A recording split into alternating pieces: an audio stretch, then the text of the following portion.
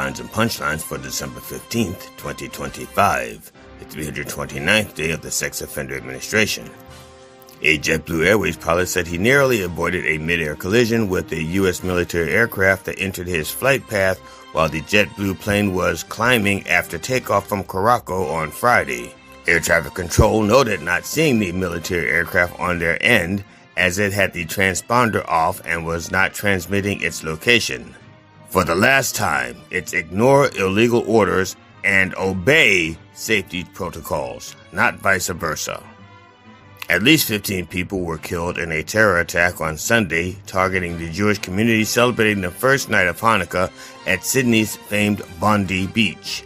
The suspects in the deadly shooting at Australia's Bondi Beach were a father and son. The father, 50, was shot and killed by police at the scene, while his 24-year-old son is in critical but stable condition at the hospital. All I can say is, oi, oi, oi, vey. A person of interest was detained early Sunday in connection with the fatal mass shooting at Brown University. While the person of interest was detained, the individual was allegedly in possession of 2 guns, according to sources. 2 people were killed and 9 were injured in the shooting, according to officials. The alleged shooter thought all of Brown's students were Brown students. Speaker Mike Johnson unveiled a Republican alternative late Friday to the Affordable Care Act, also called Obamacare, which is expiring at the end of the year. Johnson's replacement removes both affordable and care, leaving only the act of fucking over the people who need health care. This has been a Dr. Reverend Jelly Roll with headlines and punchlines for December 15th, 2025, the 329th day of the Sex Offender Administration. Join me live at the Church of Last Resort Sunday mornings at 9 a.m. Eastern Time on MindDog TV. The opinions expressed on this program are those of the host or guest and should not be interpreted as statement of fact. Independent fact-checking and corrections are encouraged. Can we get a cup of coffee in here, please? I don't really want to say. What am I missing? Watching football?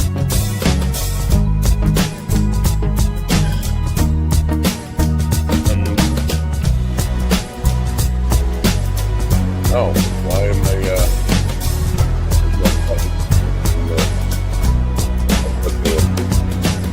Damn good coffee and hot. needed pushing. My dog is your mind's best friend.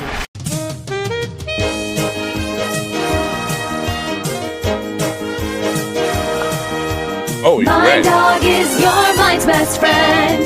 And a little bit Tim Poolin. Wake up, America. You've got a dog that needs walking. That's right, sunshine. Just put on a big pot of strong coffee and get ready to type your little hate mail with your opinions about kumbaya and flat earth insanity. No hate mail today, please. Stand-up I've had comedy? enough hate. You want stand-up comedy? Well, we've got sit-down comedy. It's time for Coffee with the Dog. You make me laugh.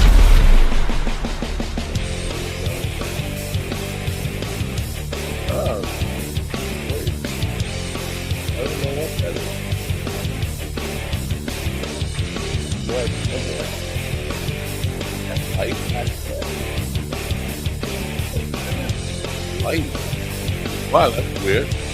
Weird light. Come on. Thank you.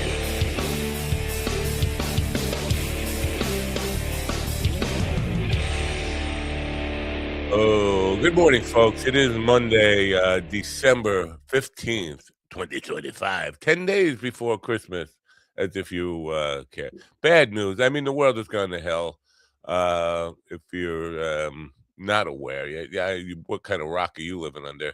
Rob Reiner was murdered last night. Rob Reiner and his wife were murdered in their home. Police suspect his son. I don't know if the son has been arrested. I don't know any of the details. I know he was stabbed.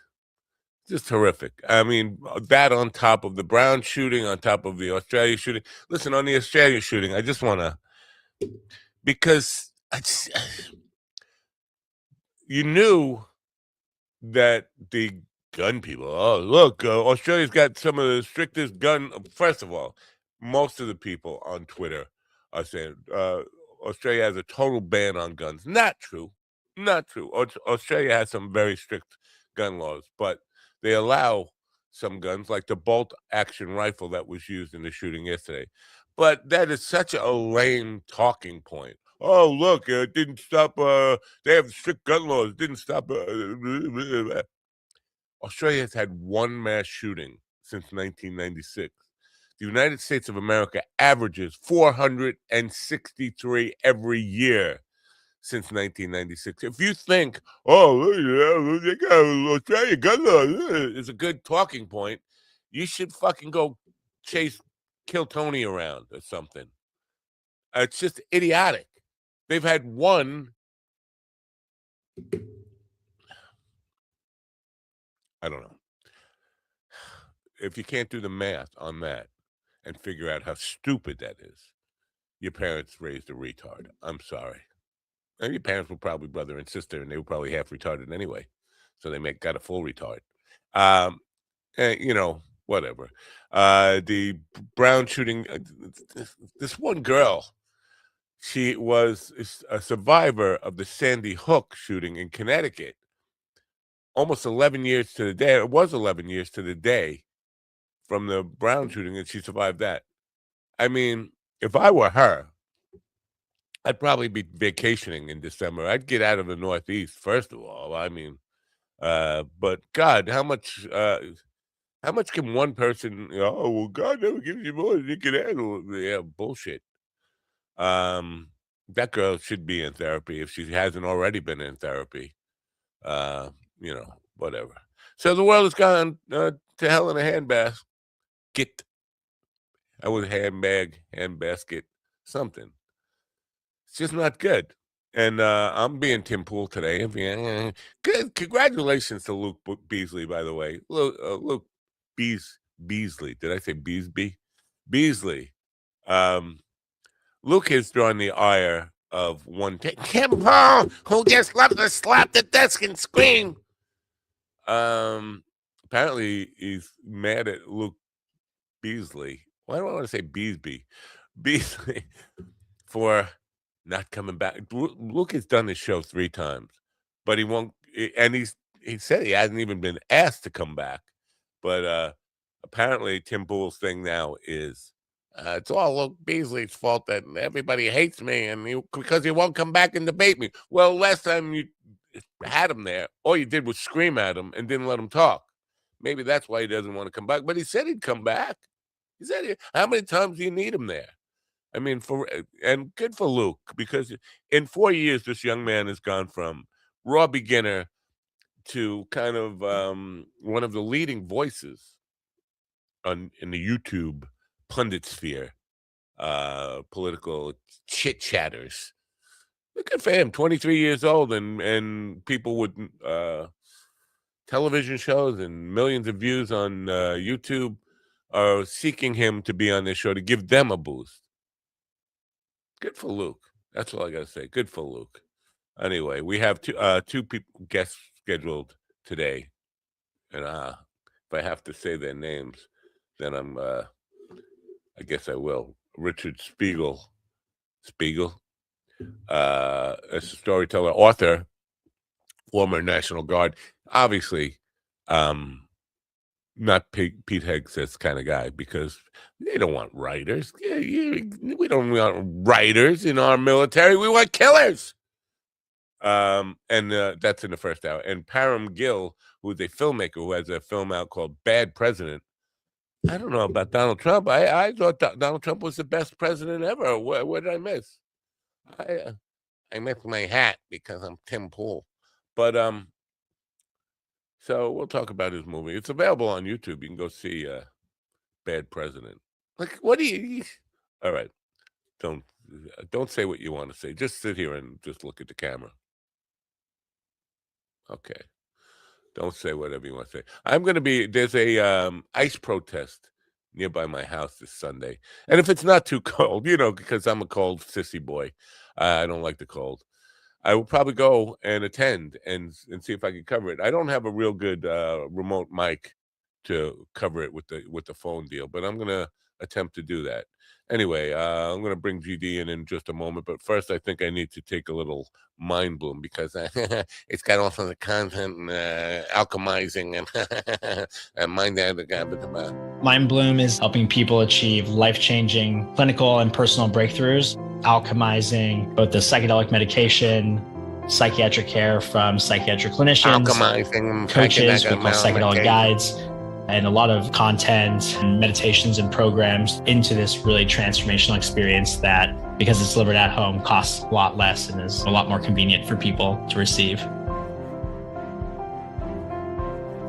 That guy, he just sounds like Too Lazy to Try. I don't know if people are familiar with Too Lazy to Try, but he sounds like him. Anyway, in the studio with me now is a man who has never stabbed a Hollywood director and his wife in their home, GD Fenderson. Good morning, GD. Good morning, America. MindDogTV.com does an alley count. Order your 2026 Mind Dog quote for the day of the calendar. Today's quote for the day is, "This winter, drive safe, especially if you're a minority. Ice can be anywhere. Keep your eyes open and your doors closed." Go to MindDogTV.com/merch and make more investments, for the kids. Support your local mercenaries and enjoy the suffering. Now, what would a major Hollywood director and his wife be doing in an alley anyway? It just doesn't make any sense. They wouldn't. They were trying to buy back the masters that were stolen from them. Because that's a big market actually. If you can get your hands on the masters of reels of movies before they release, that's a big deal. Oh. A new sponsor just contacted me. They want to sponsor the program. I'll read it later. Come on, I'm on the program right now. You know that.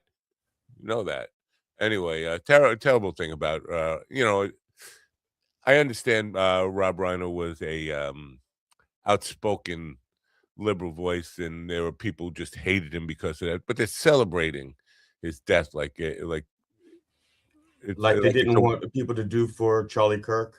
Well, yeah, but yes, they're comparing him to Charlie Kirk, but he was, he never, he was not a guy who was trying to provoke people. He never did it. No. Well, I'm just saying the people who were supporting Charlie Kirk said, "Don't be celebrating Charlie Kirk's demise," and now they're celebrating. Yeah, Reiner's. Absolutely. It's like a win for them. And let's be clear here. I mean, there is a big difference between Charlie Kirk and I'm not saying people should celebrate Charlie Kirk's death, but there is a big difference between a guy who was actively out there trying to work a political campaign than a Hollywood director who occasionally speaks his mind about his opinions. There's a big difference, a wide gap there between those two things. So, yeah. When I was looking through the headlines so I could write the Reverend's script this morning, they hadn't identified the bodies yet. They were just saying 2 people were stabbed in the home that he owned. And I was thinking, okay, was he renting it to someone? And then it said, later in the article, it said is listed as his residence. I'm like, okay, so they were staying with him, were friends. Because Hollywood went through those the horrific fires, and some people were displaced and they're staying with friends. Because I was thinking, wouldn't they know it's Rob Reiner and his wife? Why didn't they release that? They didn't release it until after. Well, yeah, it was crazy for like a bunch of hours. Just two people. They released the ages, which matched up. 2 people dead in his house who matched their ages exactly. Why not just come out and say it was them? Oh, we have to notify the next of kin. The next of kin is the guy who did it. He knows, right? Or at least that this is alleged that the son did it, right? Rob's. And how old is his son? Well, ain't that you going? I don't know. Apparently, he had some addiction problems. He was homeless for a while. Whatever.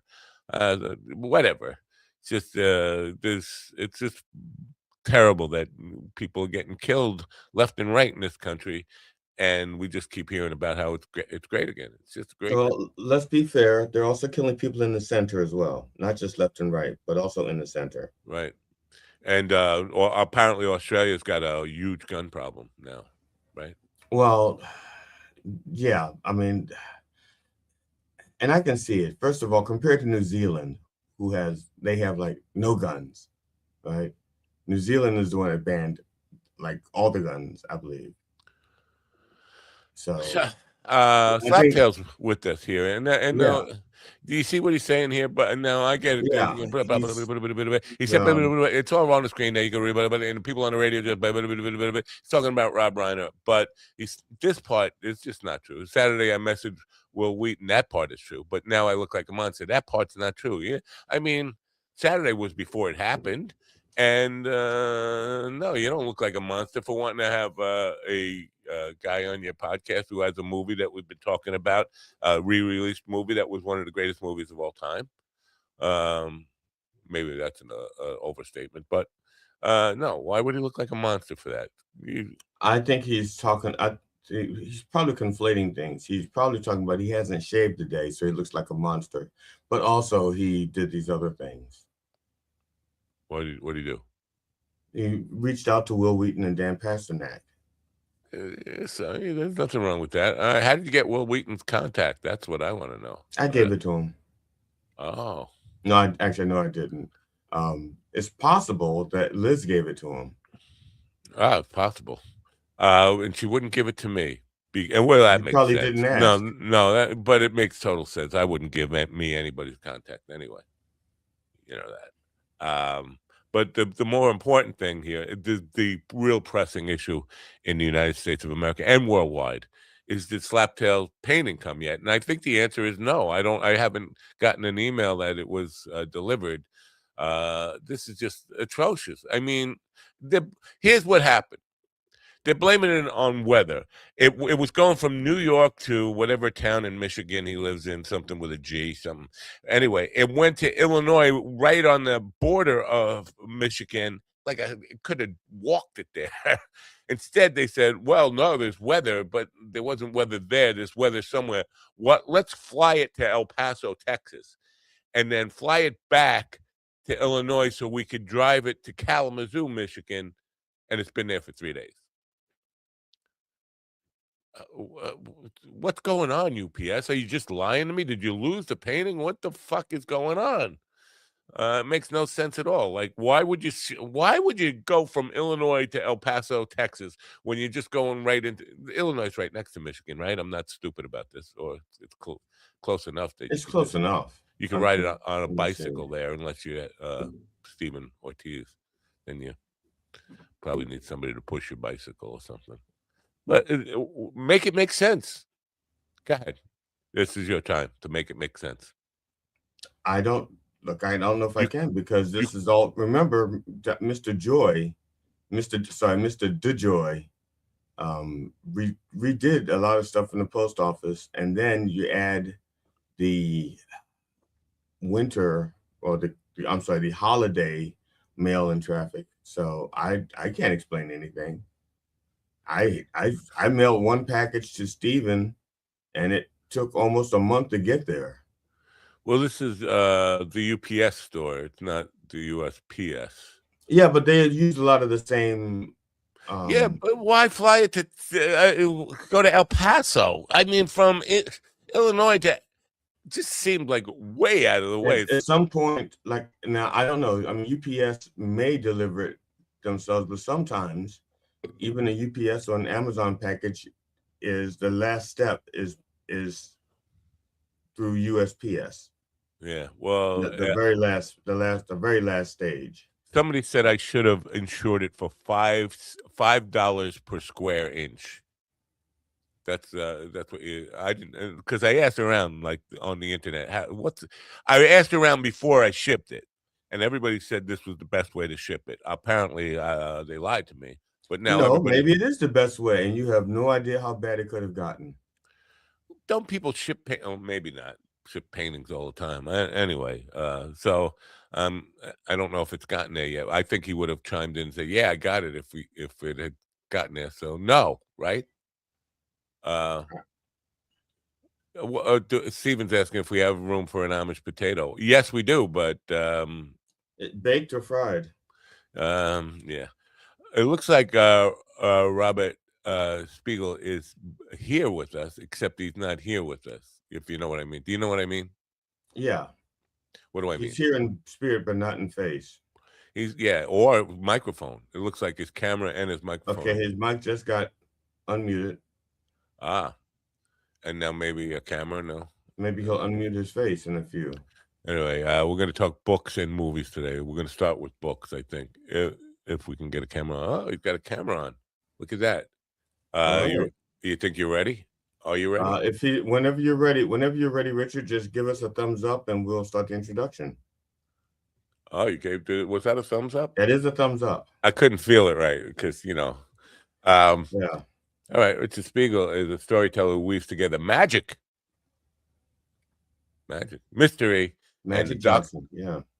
And the darker shades of the imagination, which is Slaptail loves the darker shades of the imagination, right? He's a big fan of that.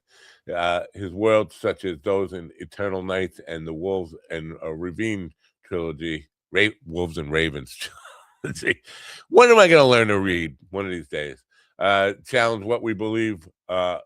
They force hard decisions and explore how much truth can survive in the shadows. He's here now, probably saying, "What kind of shitty introduction is that, ladies and gentlemen?" The best you're going to get today. Yes. Good morning, Richard. Good morning. Thank you for having me. It's a pleasure to have you. Hold on, let me bring up the books. Tell us about. So you were a soldier who left the military to write books. Yes. Yes, I recently retired. Yes. All right. So you're not Pete Hegseth's kind of guy. We don't want book writers here. We want killers.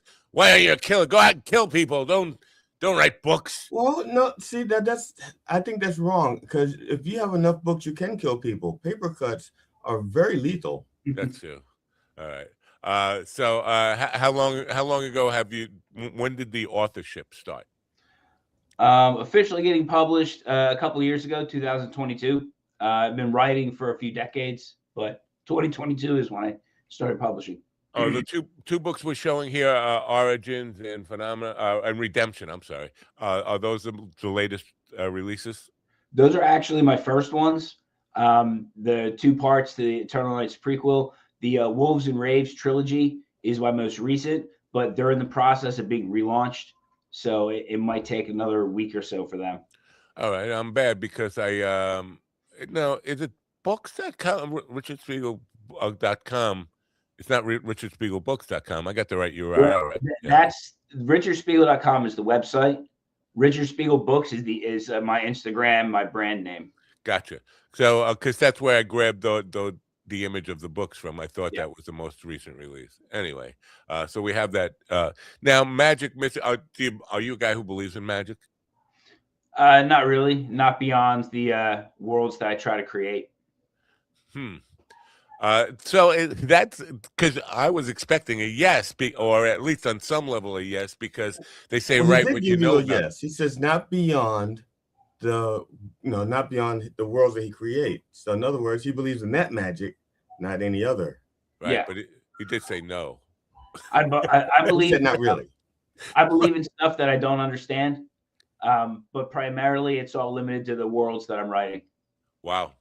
I have a question about the two books because Origins is book 2, Redemption is book 1. Did you actually have the origins in mind before you wrote book 2 and you just chose that order? Or did you do book 1 first? Well, obviously you did. Well, do Redemption. And then the audience says, well, how did this get started? And then you created Origins. Well, it was always going to be a massive series. Right. So Redemption was always intended as book 1. And then I knew it would have to have a second part. And then the main series, which is going to be science fiction, will start getting published next year.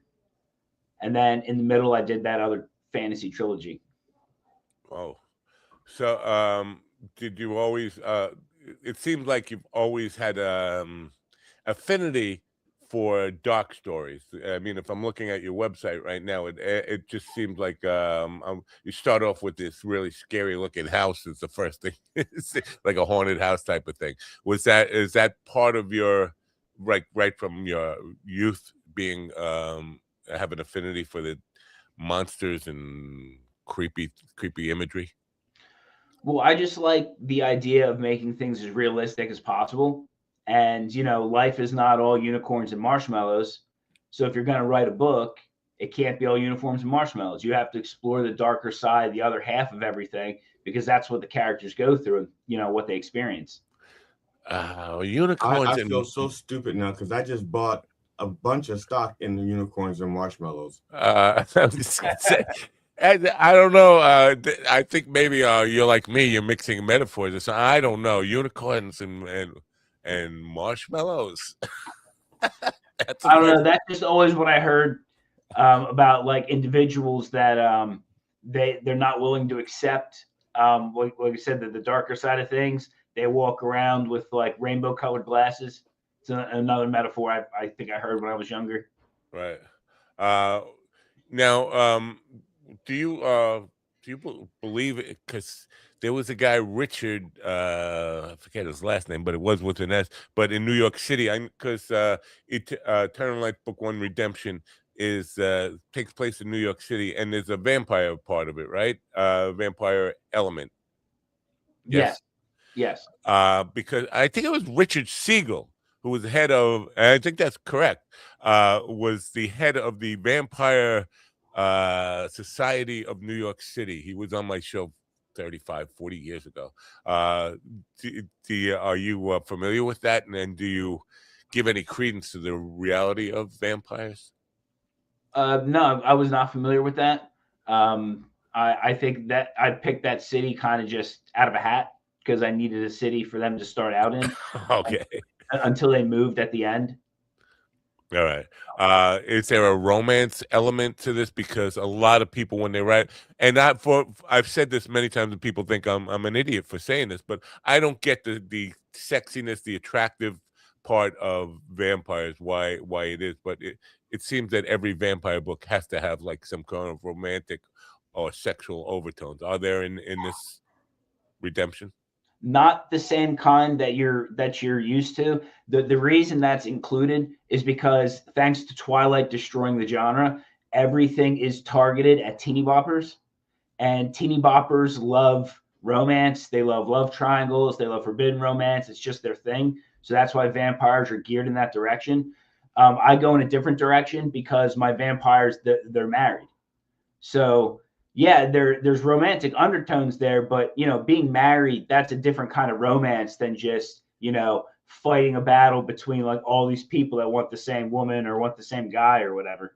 Yeah. Now, were they married before they turned into vampires, or did they marry afterwards? They ended up getting turned on their wedding night. Oh, okay. Are they married to other vampires? Because the eternity seems like, because they don't ever die, like they live forever, right? Or they dead forever, but they exist in eternity. And to me, that seems like the scariest thing, being with somebody for. Well, at least they don't have to argue over where they're going for dinner, right? Yeah. The blood bank. That actually does get explored in the main series. In the prequel, which we're showing here, they're 900 years old. They have a big family of like vampiric minions and stuff like that, but it's just them who are married to each other. But then in the main series, they're a couple of thousand years old, and the different kind of relationships and stuff starts coming into play. Wow. Now, horror. Is this horror? Would you say it's horror or just suspense thrillers? What? I would say Origins crosses the line into being really horrific. Mostly, I would say suspense covers all of it. Action, suspense, paranormal. But the actual horror element, I would say, is in Origins. Okay. The reason I bring that up is because filmmakers gravitate towards horror in a lot of ways. They, I don't know, for some reason, independent directors especially, they salivate over the idea of horror movies, and there's a lot of opportunity to hook up with independent filmmakers. Have you had any feelings toward that? Like any reaching out towards making these into films? I do have a company that's pursuing that. That's like if you look at my website, you'll see that I actually have video trailers for the books. One of the reasons those trailers were created was so that I could approach, the filmmaking side of things. Other than just, I like the idea that I have them. You don't see very many written books that have video trailers. Oh, actually, this is like a very, very common thing now, where authors almost it seems like every author we've had on this year has had a video book trailer. It wasn't always that way. Yeah, especially with the advent of AI being able to do a lot of the work for a lot of people. Yeah, these look like cinematic. I'm just looking at one right now for Eternal Knight's Redemption Book 1 trailer, and it looks like it could be AI, but it looks like it was like directed by like a cinematographer or something, which could be very expensive to do. No, are you with a traditional publishing house, or are you self-published? It's a hybrid. I'm self-published, but with a company that does a lot of extra things for you after you publish. So it's considered a hybrid. Oh, that's cool. Yeah, you know what?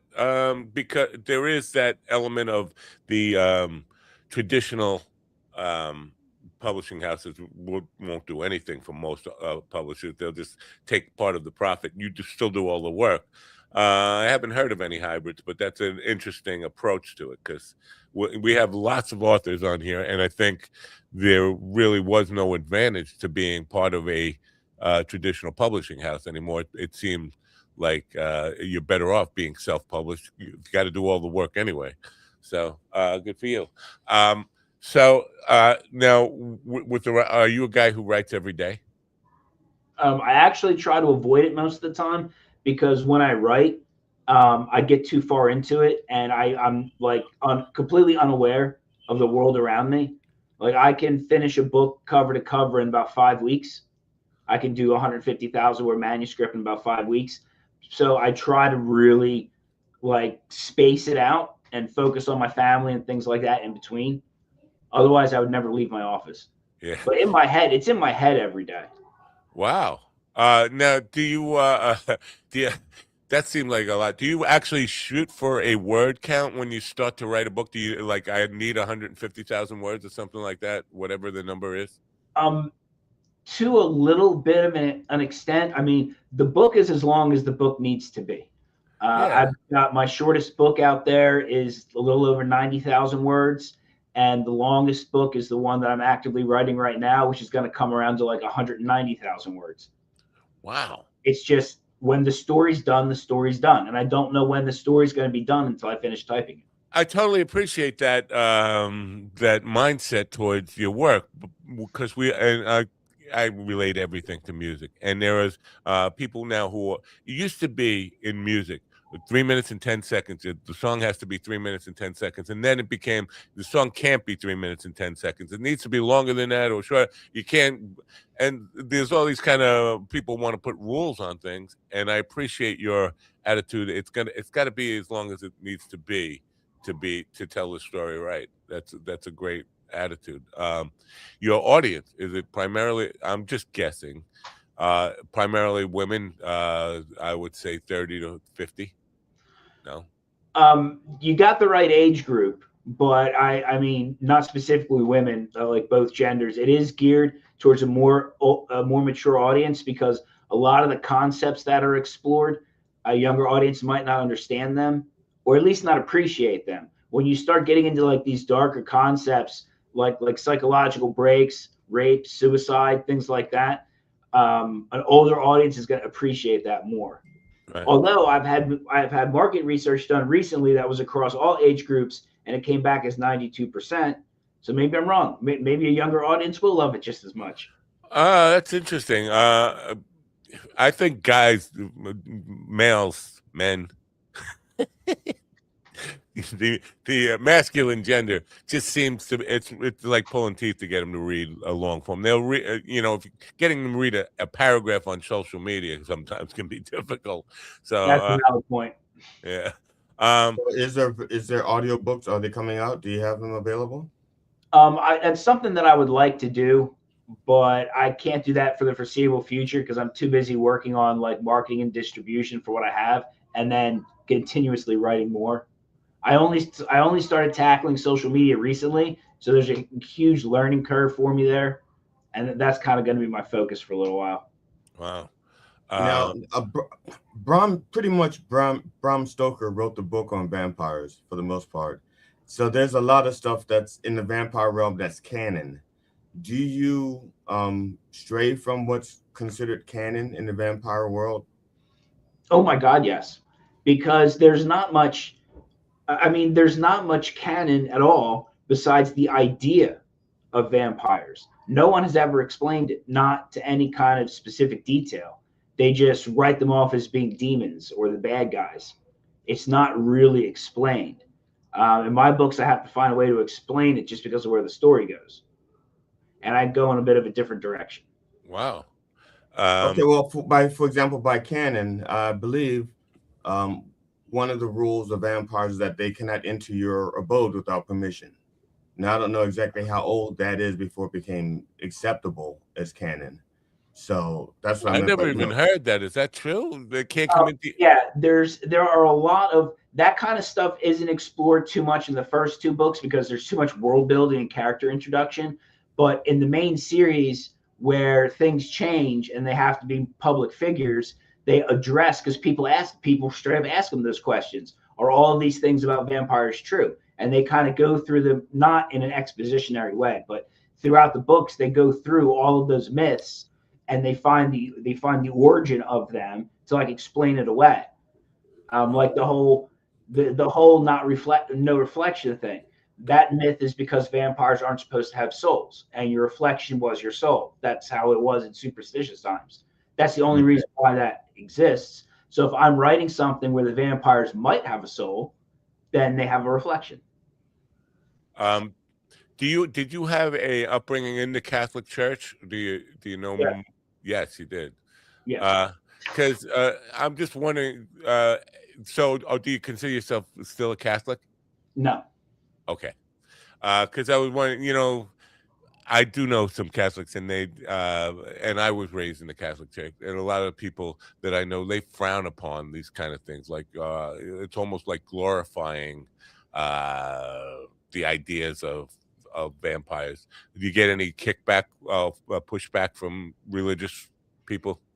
No, the few religious people that I know personally that have read Redemption absolutely loved it. Really? Because you're right about you can't ignore the religious aspect of vampires because again, it's so big a part of the existing canon and things like that. So whether I wanted to or not, the first book, Redemption, tackles the entire religious side of it. And it does it in a way that I'm very proud of, and that every religious person I know who's read it loves how I did it. Wow. The ideas of ridding. I mean, you talk about canning. The idea. What is the idea? Like a cross. They're scared of the cross or whatever. And the way to get rid of them is what a cross. Silver bullet straight through the heart. Yeah. That's all. Or the canon is nothing more than vampires are demons. That's it. That's where nobody's been smart enough to take it past that. They're demons. That's the way it is. So anything that's bad for demons is bad for vampires, and all that religious stuff and things like that. And because they're demons, they can't go in churches and things like that. Well, what happens if you find out that they were never demons to begin with? And then all of these other questions start coming out. Yeah. Do you ever, I want to say creep yourself out? Because to me, if I spend too much time thinking about dark things, it affects my psyche. Does writing about these kind of things, is it exercising for you, or is it? Do you find yourself give yourself nightmares ever? It is very tough. One of the reasons I have my own behavioral and mental health journey that takes me to places like that anyway. In some ways, it's actually a little bit therapeutic to get it down on paper, and it gives me the ability to do it in a much more realistic fashion that you do not see done. I've never read another book that does it, primarily because the author has no experience in those darker corners of the mind. But there have been books that I've written that I've had to stop. Like I've had to stop, turn everything off, and I've had to take a break because if things got too real. Wow. Yeah, that's how I would be. And so, letting go of it. Uh, do you have to take time between books to kind of Um, cleanse your I I don't know, mainly psyche? I mainly take the time between books just because there's a real world out there that I have a stake in, and I spend probably too much in these horrific fake worlds. I got a wife and a family who I have to keep reminding myself are there. So that's the primary reason I'll take time in between. Wow. Wow. Yeah. So now, have you done any kind of live events to promote the books, like book signings, readings, any of that kind of stuff? I've done a couple of like a smaller scale book signings. Nothing since I like these books just got relaunched in the last month, and the other three books are going to be relaunched by the end of December. So I've been holding back a lot because like these books are fine. These books are out, but the other books, the old versions are available. I don't really want to draw a lot of attention to them until all the new stuff is out. Then Hmm. I'll stop holding back. I'll do some local things and stuff like that again. Yeah. I'll I don't think this is something that has been utilized that much by authors, but I think there is some potential there for doing, renting a coffee shop or a small theater and doing a live reading. Because to me, I remember Spalding Gray doing Monster in the Box reading in a small theater in Manhattan, and that was captivating to watch the author and listen to him kind of articulate. It's not like listening to an audiobook. There's something very different about that live reading experience. And I know for a fact that everybody in the theater was like buying the books at the end, but not just the book that he read, but other books from him. So it just seemed like a great promotional tool. Any interest in that kind of thing? Like Oh, I would love to do something like that. That's the kind of thing like I have to research to figure out exactly like how I want to do it. I've entertained the idea of doing like partial readings at the library and stuff like that. It's just you have to be careful how you advertise it because yeah. there are certain people that I would not want to have in the audience because I wouldn't want them to be offended or anything like that. But, Forget offended. I think you wouldn't really want the people that take it too far. Like all of a sudden, the people who show up as dressed as vampires with the teeth and we're expecting you to serve, let's say, blood between at intermission. You Yeah. know, It's almost like you're because I'd rather offend people than to have those like, excuse me, will there be blood between chapters? That's what And I like type A, not that other. Oh, everybody drinks. Oh, I like A. Yeah, that's kind of what I was alluding to when I started out with this New York City vampire. There, especially here in the New York metro area, there are more people than I would like to even consider that really take this stuff seriously, believe in vampires, believe they're real, and would probably show up and creep you out and just be dangerous stalker types. So, it's part of the culture of vampire literature, and they definitely are serious about this stuff. So that's what I was curious. Yeah, have you encountered any of them? no, no. But then again, I'm still in the beginning stages where the biggest struggle is to just get the book in front of people. Yeah. I let the product speak for itself because I've never had a bad review, but it's a small audience, and I have to get it to keep organically growing by doing whatever I can, and then I'll see if I encounter all the crazies. We have a vampire here. No, I got to take the book out before we bring this vampire in the room to just say hello. He wants to be here. I don't know why he wants to be here. Maybe he is creepy in some way. Let me take the book out. We're showing the books right now. The beginning books, not the most recent books. Anyway, with us now is the vampire known as the Amish Potato, Stephen Ortiz. Oh wait, we took the wrong. Wait. Oh no! There you go. The books are over your face now. That's better. Why can't I take the books out, GD? What's going on? But they don't want to go. You have to ask them to leave politely. All right. So, Stephen, why did you need to be here? You just wanted to talk about vampires? I have a thing for vampires. Especially the sexy ones. So I heard there were vampires He just afoot. likes women who suck. Okay, it's nothing to do with vampires. All right. Richard, do all your books contain vampires, or is this just to that series, the Redemption and Origins? Yeah, that's the only vampire series, but it's gonna have maybe like 30 or 40 books in it by the time I'm done. Wow. The other series is just a trilogy. Now, do your daughters inspire any of the characters in your books? They're evil, so yes. Yeah, good answer. They all are, aren't they? Now, how many daughters? You got a wife and daughters, and all daughters. Four daughters. Wow. Oh, how old are they? Wait, hold on. I just want to. Have you ever experienced a day without somebody crying and slamming doors in your life? No, not since I got out of the military. Since I've been living here, there's always somebody crying at least once throughout the day. I know, man. It's I feel your pain. Believe me. Now, how old is the oldest? What is the range of the children? 15, 9, 6, and 3. Wow. Okay, then there's a possibility that you can escape all 5 women syncing up their menstrual cycles. There's a possibility because of that range. All right. Well, that was important. But if you don't escape it, that was an important little piece of education that we need to put out there. So now, is your family support? Because you need, with my situation here, like when I get in the zone and I'm in the creative zone, that's the time my wife will come in and just want to have a really weird conversation with me. Like, I'm working here, and it doesn't stop. Do they respect your creative time and Dad's in the zone, let him work and leave him alone? Usually they will, yeah. Wow. Are you part of authors groups, like because there are a million of these on social media where authors get together and promote each other and support each other and all that kind of stuff? Are you part of that kind of situation? No, I did join the American Alliance for Independent, or the Alliance for Independent Authors, but I never really followed through with my profile. That's one of my biggest problems, is that I struggle to do anything other than simply writing.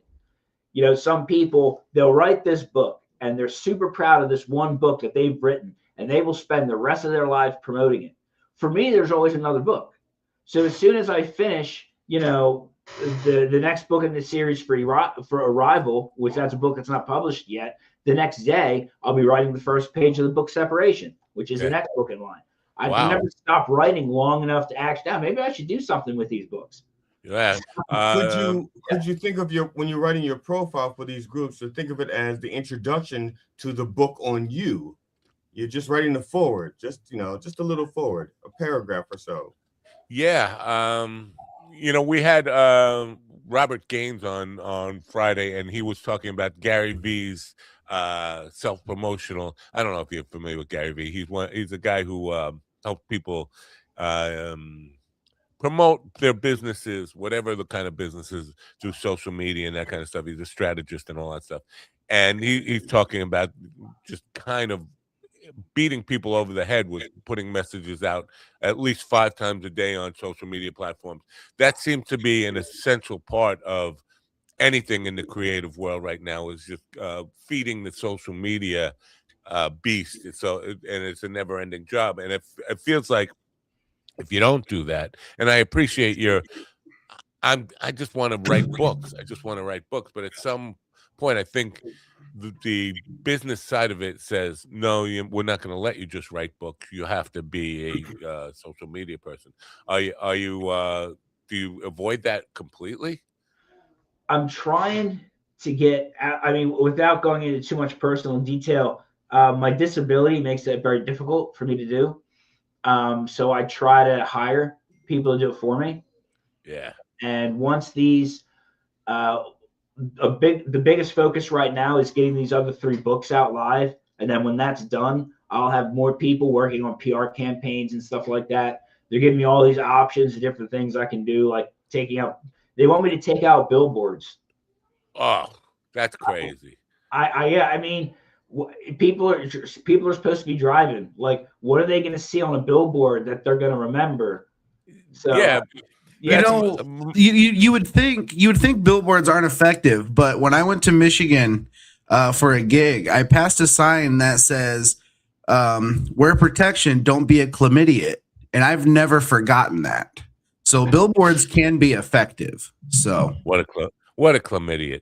but if you're trying to promote a website and you've got a website on a billboard, it better be catchy enough for people to remember the website name.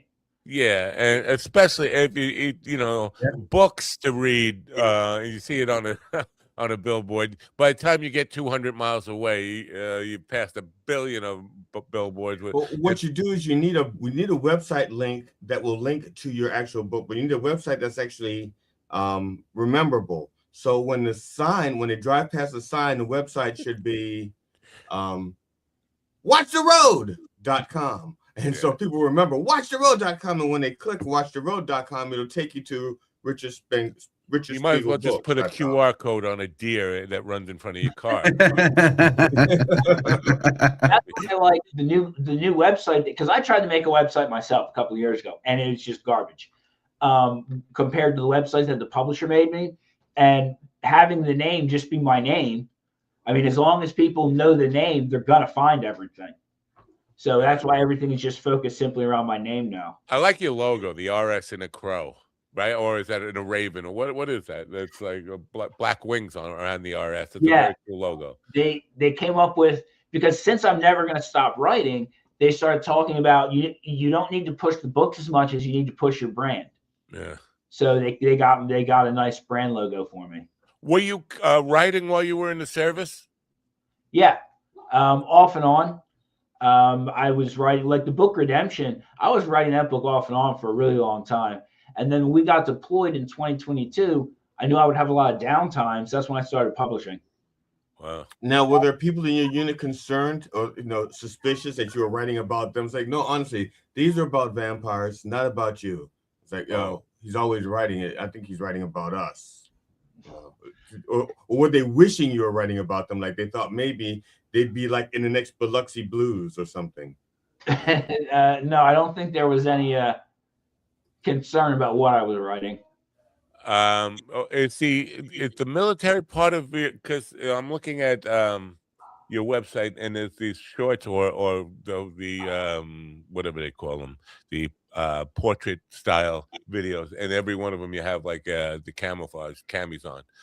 Is that still part of your identity, or?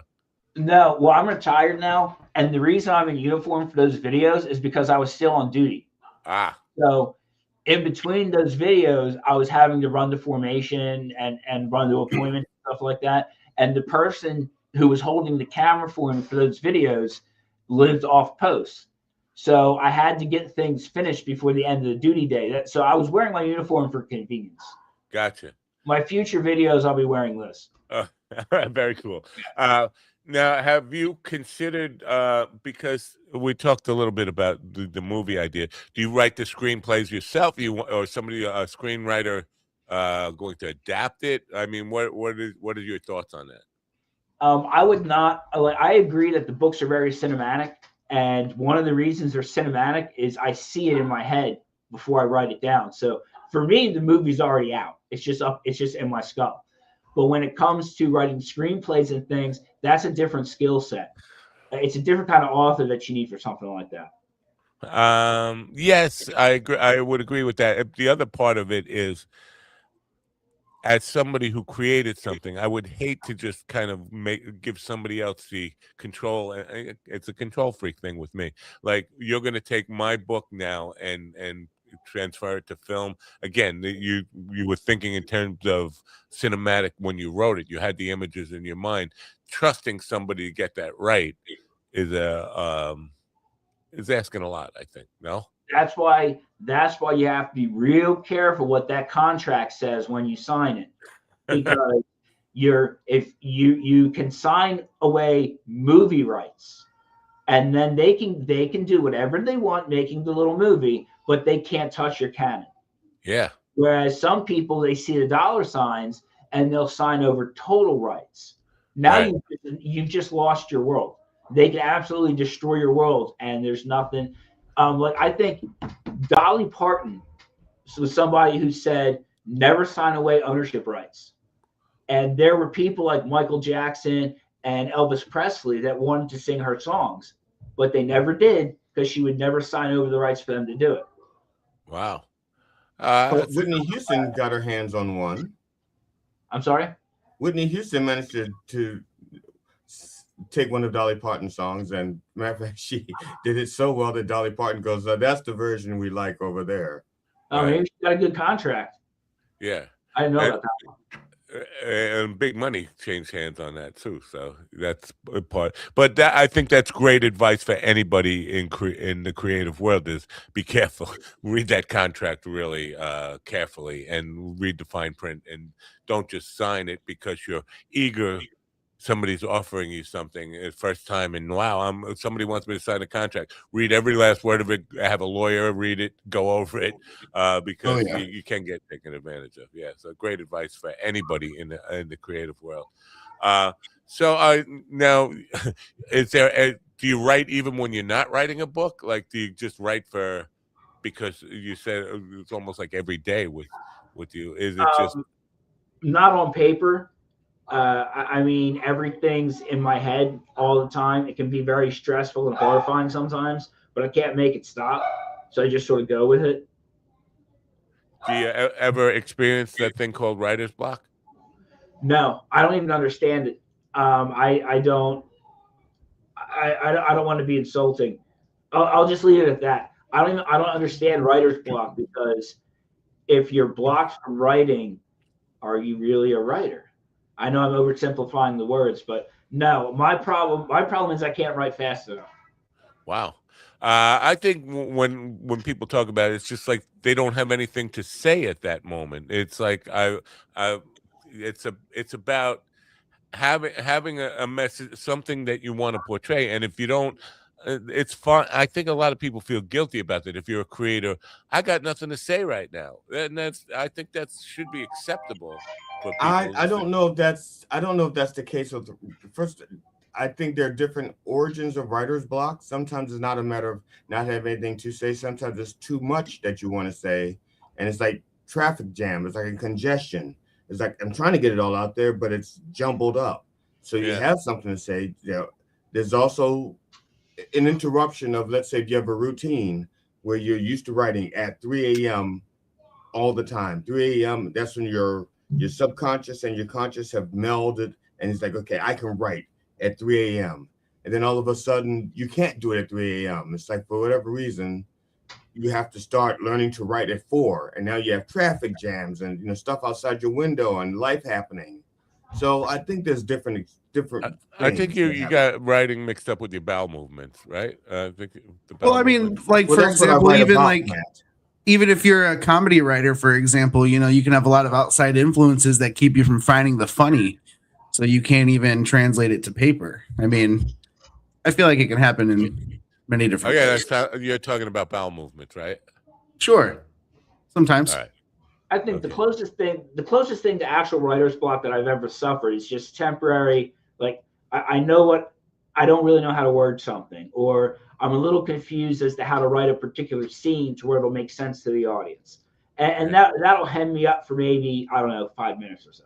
That sounds like what GD was talking about a little bit, but anyway, do you when you're writing, do you have a confidant? I mean, before it gets to the editor, do you pass stuff off to your wife or somebody who reads the stuff and says, "Yeah, that's great stuff. I feel it," or do you just work in solitary?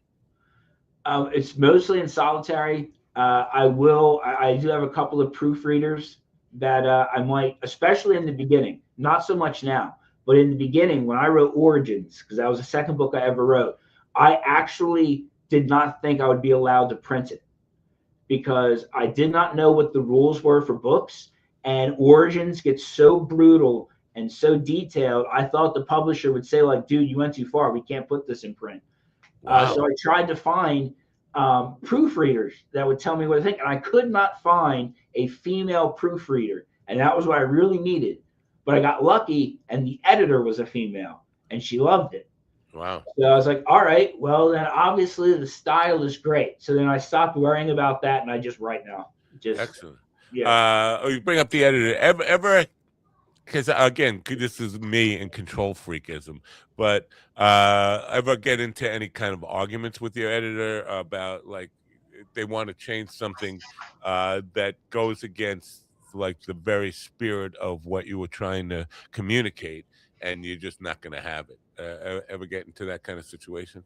The closest thing to that was the editor thought there was a lot of information in the book Origins that the editor did not think was necessary. But the editor was looking at the book as a standalone book.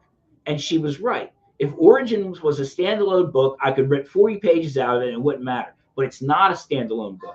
It's part two. So there's conversations and things that happened in the first book that have to get answered in the second book. Right. So it's stuff like that. Like because when they edit, this particular editor was really just focusing on the one book and not the series. So we kind of butt heads a little bit about that. And so this is kind of an interesting thing. You make it so that there's a prerequisite. You have to read them in order. Is that did I hear that correctly? Like you can't just pick up Origins without doing Redemption first.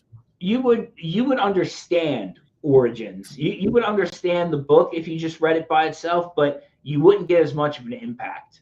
There are things, but that's like anything. Like if you watch like the third TV show in a series, there might be characters that are not introduced and things like that. Yeah.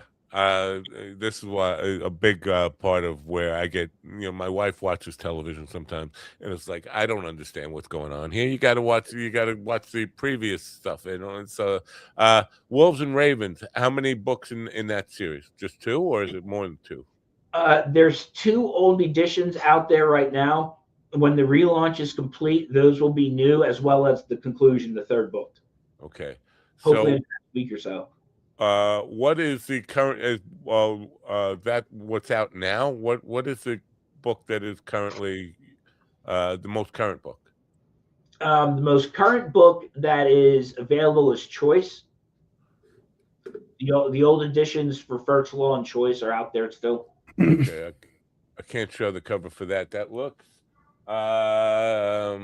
it looks like somebody getting crucified from what I can see here. Right? Is that correct?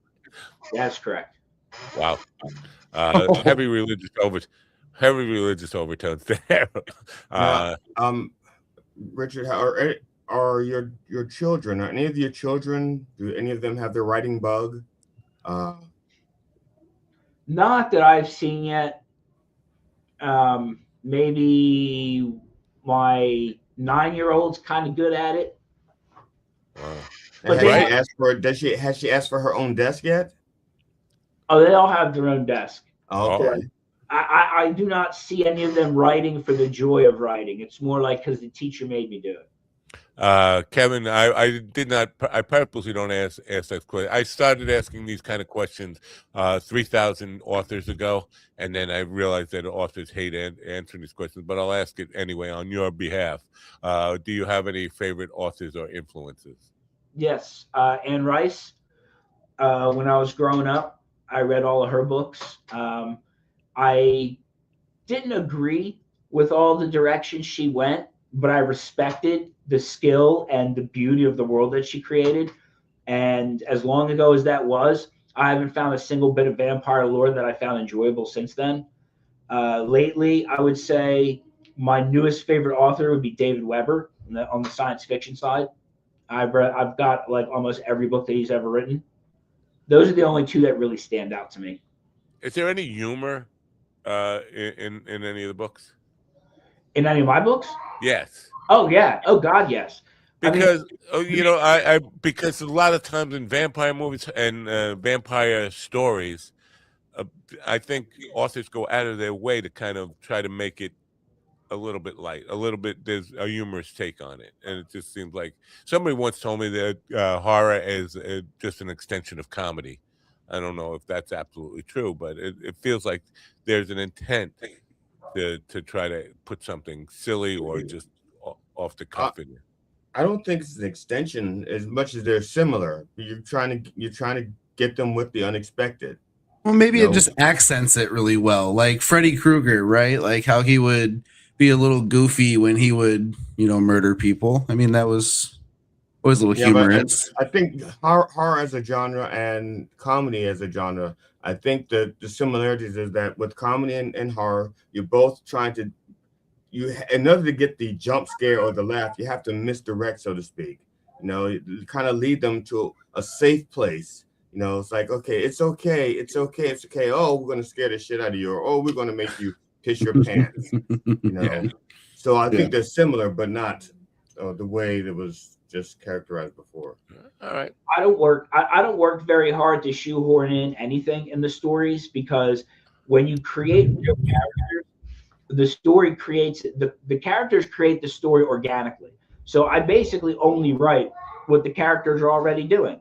There's a lot of humor in it because, and this is again why it's like for more adults who are used to mature relationships, they're married, and married people bicker and fight constantly. And it doesn't matter that they're 900-year-old vampires. They are constantly bickering with each other as husband and wife.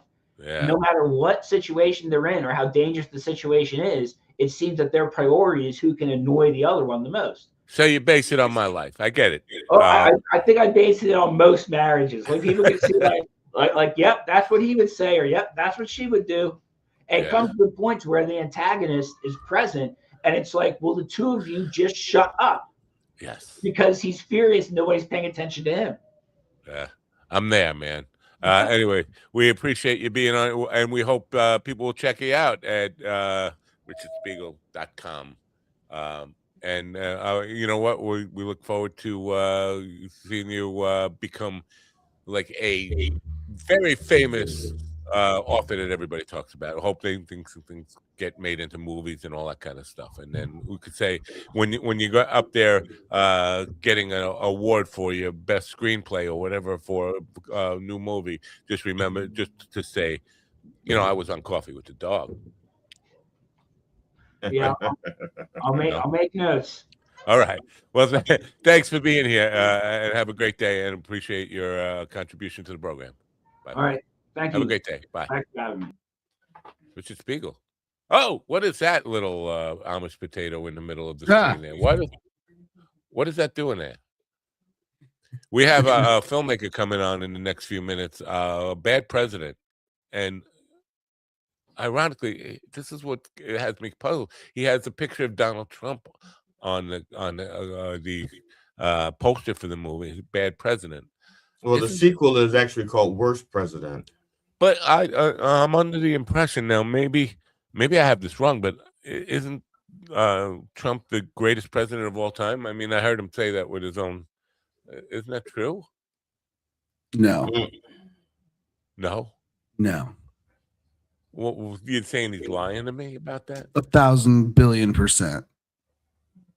And that's a number from RFK. You mean the measles president? Yeah. President Measles. President of Measles, yeah. All right. All right. Mm-hmm. Did you see Roger Daltrey just recently got knighted? Knighted? I said it first, yeah. I know you said it first. I'm surprised. Like King Charles decided to knight him. Yeah. He's still alive. You mean King Charles? Yeah, they're both still alive. That's how that worked. That's well, King Charles. If King Charles was not still alive, then it'd be like King William. Yeah, is that who's next in line? William? I believe so. I believe it's William. Yeah, I think you know the English monarchy better than Carl does. No, as a matter of fact, Carl was the one who texted this to me. Oh, he texted it to you? Yeah. No. Carl never communicates with me. Why do you think that is? Oh my God. Oh, looks like Stephen fell over. What do you think happened there? It looks like he fell over. All of a sudden he's there, and then his camera's pointing at the ceiling. Actually, it's pointing at his desk. All right. Well, our next guest is here. Why don't we just get to it, right? Sure. Param Gill is the writer-director of Bad President. It's an audacious political comedy. as I mentioned, it's got Donald Trump on the cover, and I think the takeaway from that is that Donald Trump is a bad president. I'm confused by that because I was told by very credible sources that he's the best president ever. Anyway, Param Gil, it says the comedy hits a raw nerve with audiences. I could see that, a raw nerve. The film is organically trending across streaming platforms, and it's available here on YouTube. I say here on YouTube because not everybody is on YouTube, right? A bunch of people on the radio, they're not on YouTube. We have people on Rumble and Twitch and whatever. But it, the link to the YouTube screening of Bad President. Let's say hello to writer-director Param Gill. Good morning, Param. Hi, good morning. Good morning. So do I have this correct that Donald Trump is a bad president? Yes, you have it right. Because I heard, I could have sworn I heard him say that he was the best ever. Now I'm confused. No, he's the bestest, the biggest ever. So have you? Because you know the people who believe that he's the best ever, they get angry and they get so I'm imagining that your life is just constant trolling, like people just like just calling you names and everything. Like since you created this movie, your life must be like you need troll repellent. No. Oh, yeah, the title has been delisted from IMDb multiple times. We were banned from all social media. But we've been through some rough times. Yeah. Wow. I didn't ban from media because I would think, even though half their audience or more than half the audience, whoever is going to get pissed off, that some media outlets would love to have you because that kind of, even though, because all the hate's going to go to you, it's not going to be the media platform that puts you on. It's going to go to you. So I would think, oh yeah, I'll jump on that. It's ratings gold. Let the hate flow, right?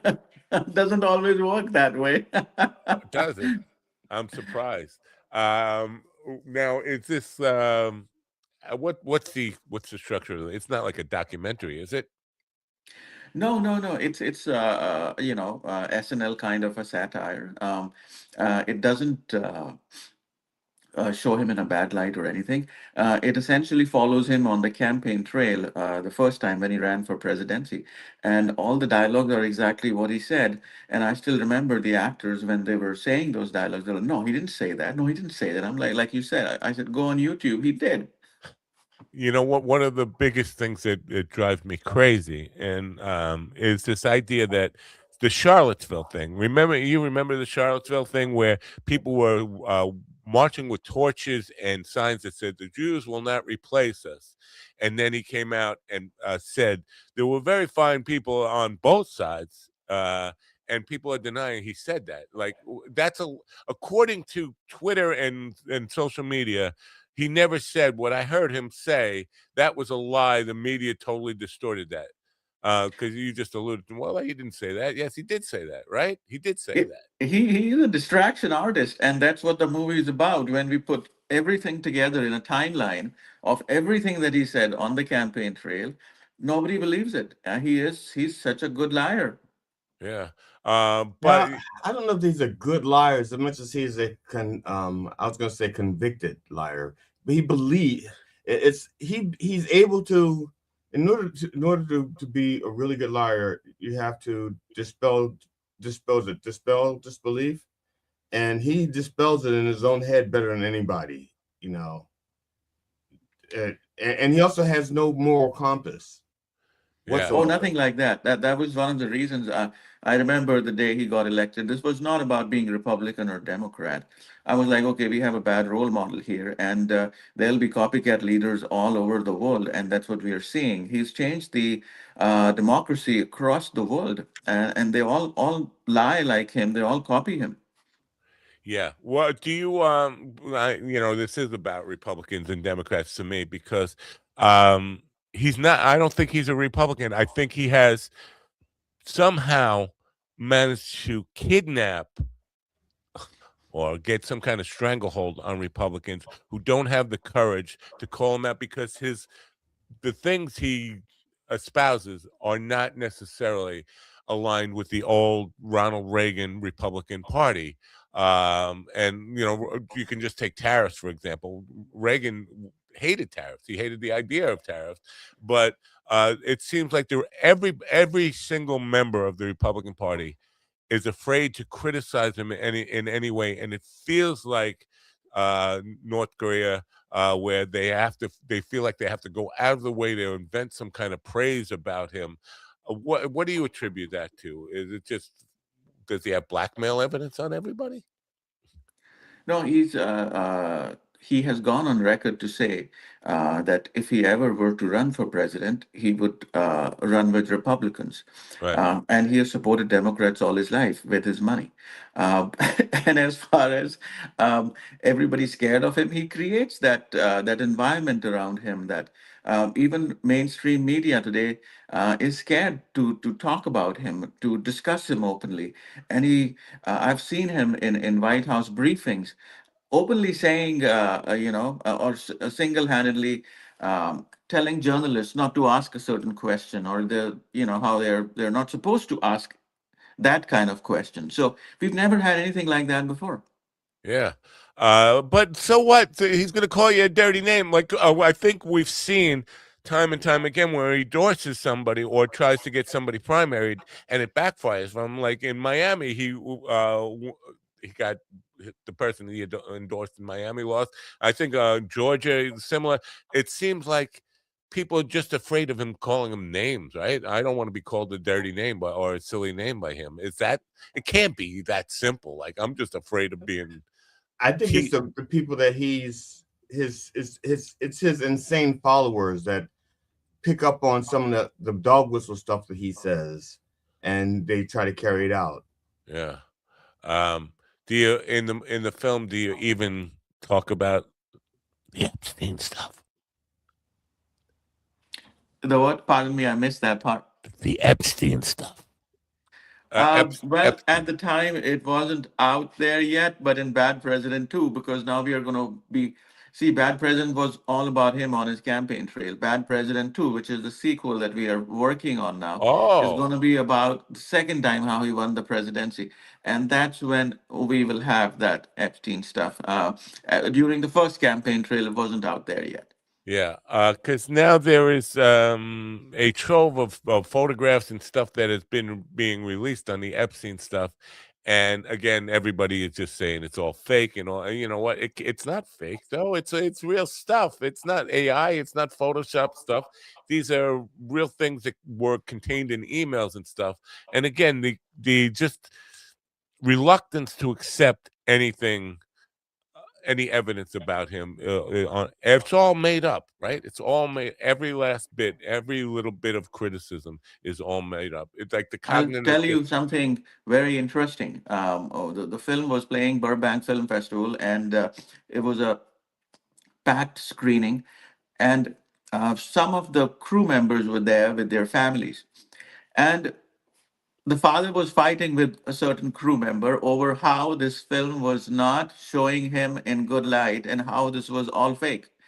And no amount of reasoning would support his argument that go online or go on YouTube. And he actually said this. They just won't believe it. Right.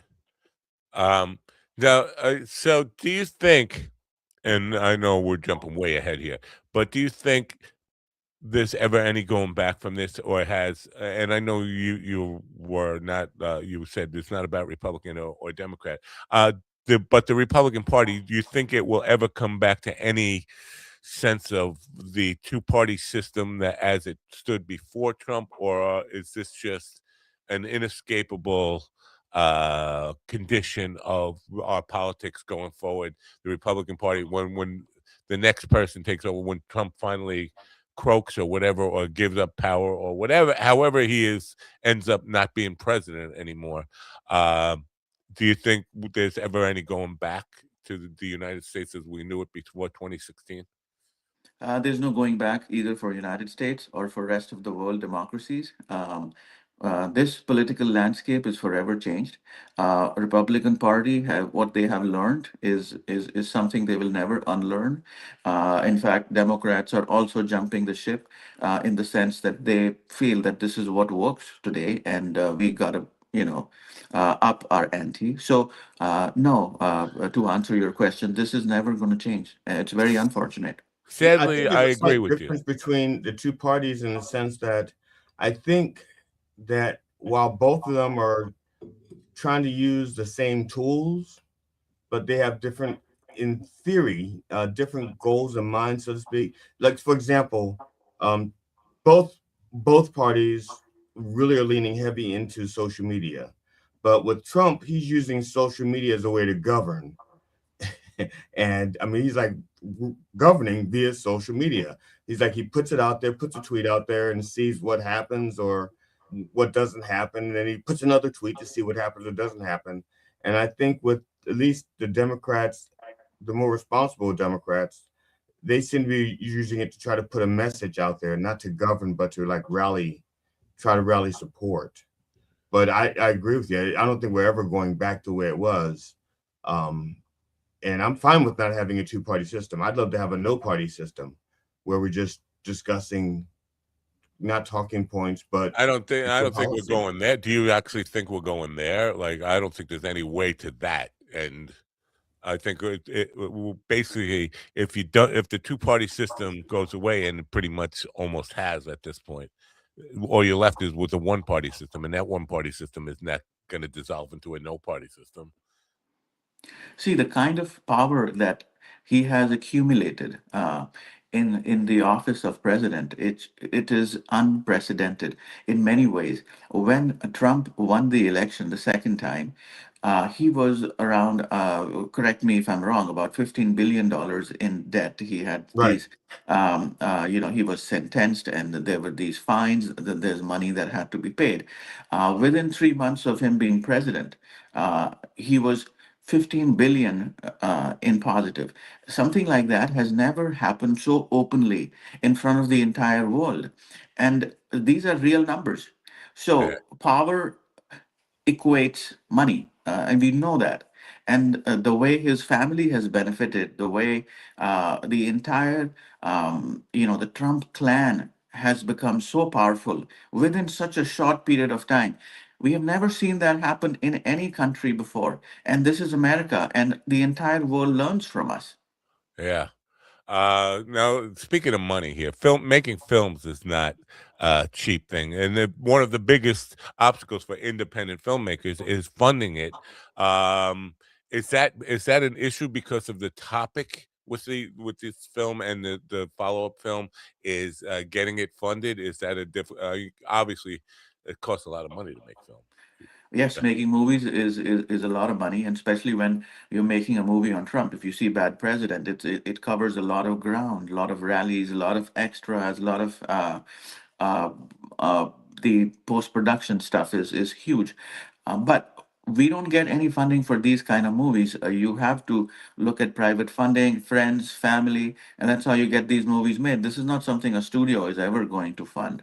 Right. But I know this from personal experience. Um, do people want to remain anonymous if they're helping you fund this thing? Like, I don't want to be on any enemies of the state list, right? Yeah, yeah, yeah, absolutely. Nobody would put their name on it, even for distribution. I'm very thankful to Andre Ellis at VMI Worldwide for having had the courage to distribute it worldwide. And in fact, the first country that picked up the movie was Japan, and you would be shocked at that. That's pretty interesting because I would love to see a Japanese audience watching and what's their reaction to it. Worldwide distribution. I didn't even think about that. Has there been a different response domestically versus foreign response to the film? Yes, when we came out initially, we were pretty much, done here in America because, like I said, the trailer won't propagate on any social media or any other platform. We were pretty much shut down. But in Japan, we found some faithful audience, and in Europe, we found some faithful audience, and that is how the picture slowly started to grow. And today it is a number one streamed film across all platforms in America as well. It took 5 years. It just sat on the cell for 5 years because when we came out, he was just on the fag end of his presidency. But if you speak to the audience and they understand what you're trying to tell them, somehow your voice will find a way. Yeah. It just seems to me like we keep hearing America is respected again all around the world. And every time I talk to anybody who's not in America, who's legitimately like not a bot or anything like this, somebody who was in a different country, they're like, no, that's not true. Nobody I know respects America right now or what we're doing and policy wise with regard to foreign policy or even domestic policy. It just seems like a mess. If you're outside of the United States, I think that has to be apparent. But the narrative we keep getting over and over and over again, it seems like the entire administration is just on message all the time. Let's get FaceTime. Let's get out there. Let's just be propagandists, constant, never-ending messaging, and not really doing anything positive for people or for the idea of putting America first. It's all about putting the message out there that the administration is number one. We're the best in the world, and nobody even has the guts to challenge it. So it's like a propaganda cycle that is, and that's one thing you got to give them credit for, whether you hate them or not, is understanding the power of just constant media exposure. We never saw anything like this. Do you think there's a lesson to be learned there from the other side? Because as GD mentioned, the liberals and progressives are trying to do that, but they don't seem to be able to compete at all on the scale of messaging, propaganda stuff. See, Trump is running the country like a reality show, and he's been, you know, exposed to entertainment industry from a very early age, and he wanted his bite in the entertainment business, and so it's he understands the power of constant distraction, constant messaging, like you said, and for anyone else, this is not politics. This is not how you run a government. You don't have to tweet so much. And now, of course, he's on Truth Social, so he's constantly writing there, constantly, and much of it is lies. But the fact is, the followers, they lap it up. They want it, and he's giving them what they want. And as far as Democrats, they're not even close. They're trying to figure out how to react and respond because this is not what they call politics at all. This is completely different, and that's why I said after this experience, both Democratic and Republican parties are forever changed because uh, there is no precedent to this, and there never will be. So there is a new law, there is a new moral ground that everyone has to follow to compete. And so by the time Democrats figure it out, it's not going to be good because there's no good way to compete with this. Yeah, I agree. It's you know, all the comparisons to Nazi Germany, because when we grew up in this country, we thought the big question was, how did Germany follow such a crazy bastard willingly just go follow him anywhere, invade Poland, whatever, yeah, whatever you say. We've seen it happen here, and for whatever reason, I had a friend who admitted that they were fine with Nazism. I just like the guy. I just like the guy.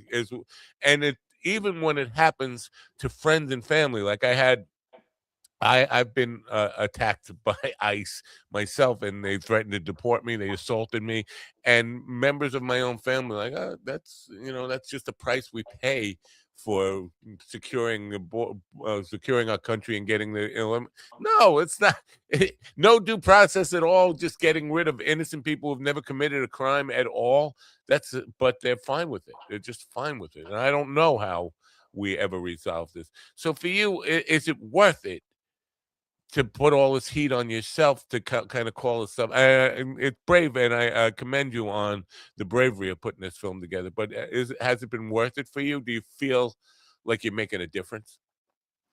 Yeah, see, everyone has to stand up to this. Otherwise, how will it change? How do revolutions happen? It starts with a little voice, and you don't have to be the greatest person out there, the strongest person out there, or the biggest person out there. You could be nobody, and that's who I am. I'm nobody, but I'm a voice, and I wanted that voice to be heard. So yes, I live in a Republican town, and it's difficult. And yes, I've been shouted upon. I've been pushed and shoved while we were filming this movie. I was poisoned on the sets because I didn't realize. When you hire film crew, you think they are human beings, but unfortunately, in this country, there are only Republicans and Democrats. So some of them were Republicans and didn't like what I was filming. So I've gone through hell, but that is fine. I'm happy that I have a voice, and today the America is listening in.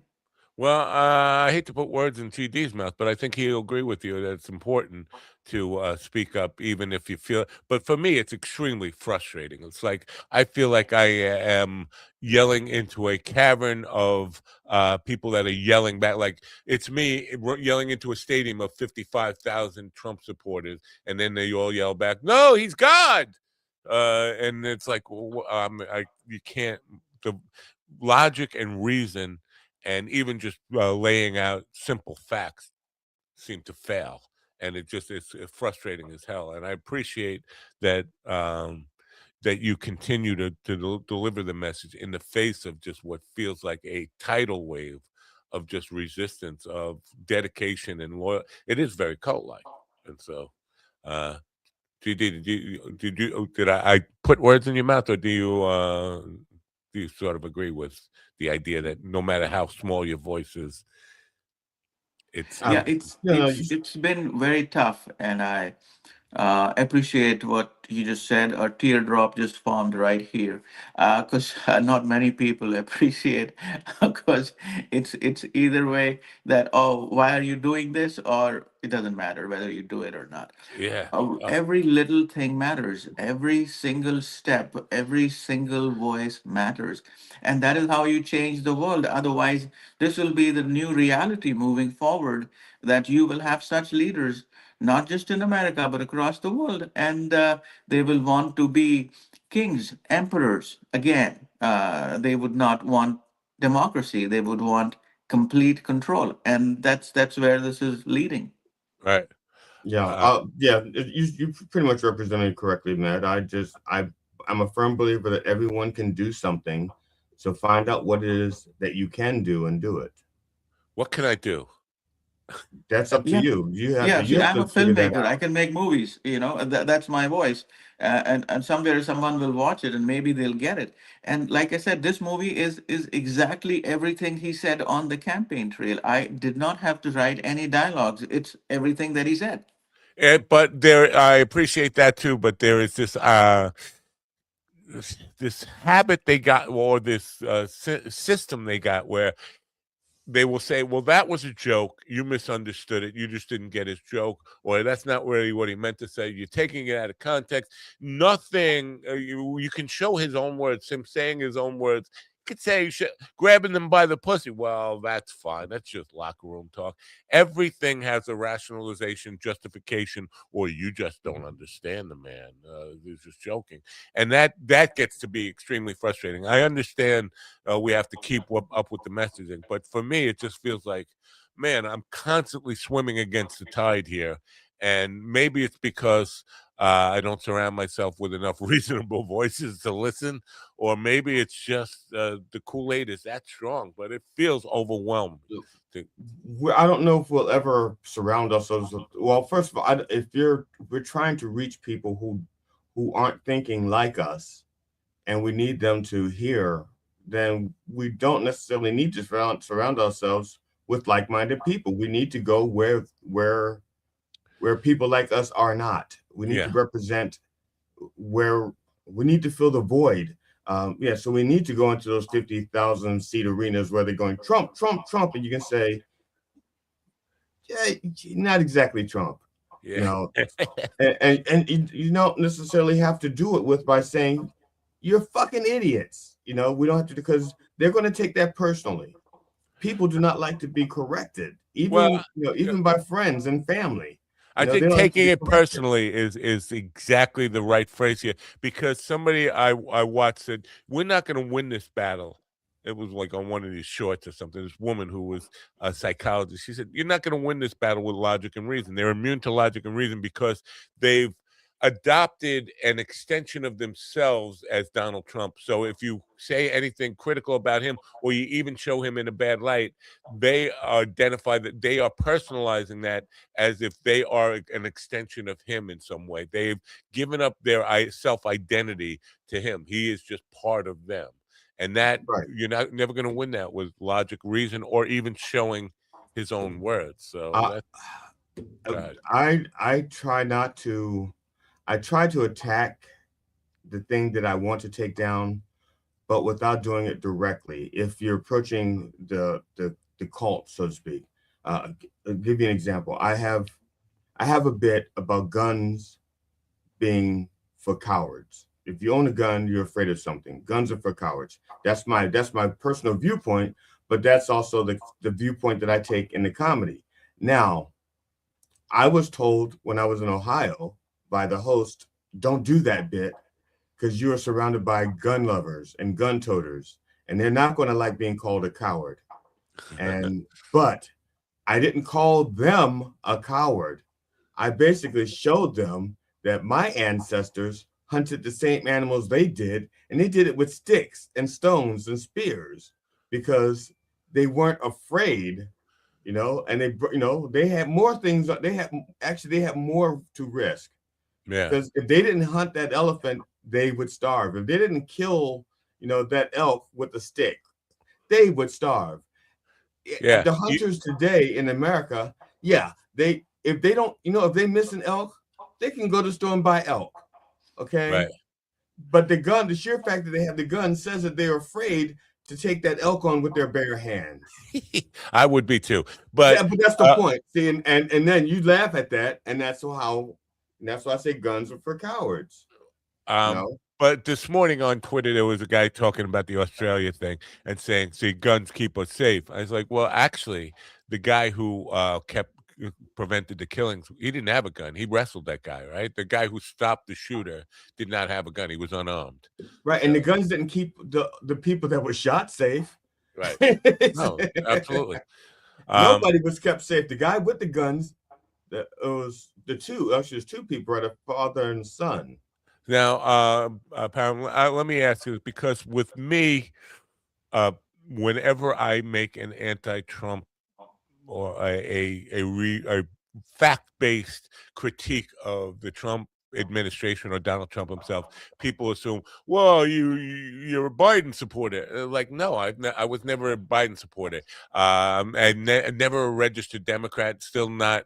I think the Democrat party represents the tiniest sliver of hope for getting back to what I talked about, the traditional two-party system, if that exists. But I'm not a Democrat, and I'm not part of the Democrat. Do people assume your politics because you are pointing at the reality of Donald Trump that you must be a Democratic shill?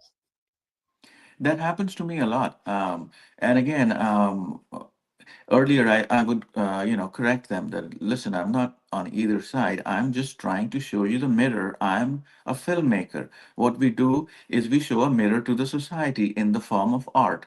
And so you can see how you are evolving as a species and what you're doing to yourself. But over the years, I've been given this, this feedback that you are probably a hidden Democrat who's trying to take down the Republicans. So there, you can't fight with them. It's just one way. It's like my way or highway kind of a situation. Yeah. But what do? We keep telling them. There was one point towards the last years of Biden where he wasn't even able to figure out how to walk on a stage or where to go, and he was flipping out a lot.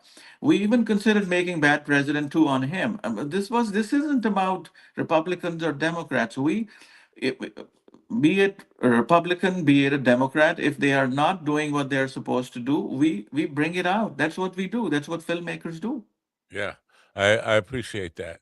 Now, how are you? Because I have the YouTube link here, and if there's someplace else we should be sending them to, but I just want to bring this out because I felt like it's an important part. I went to the link yesterday, and the film came right up. I'm not a YouTube subscribe. I mean, whatever that YouTube Films is, I think you need to pay for films on that. And I wasn't asked for any money; it just started playing it, and that surprised me. Like, how are you recouping your costs even if it's on YouTube for free? Is that correct? First of all, Yeah, we had to find our audience. Yes, initially when I came out, we came out on all streaming platforms. And at the time, the film didn't have any recognition. So we let it stream for free. And it took, like I said, a long time for it to find its audience. And now that audience have seen it, we can monetize Bad President 2 to some extent. And again, it'll be honest, truthful exploration of his running for presidency the second time and what clicked with America that they brought him back.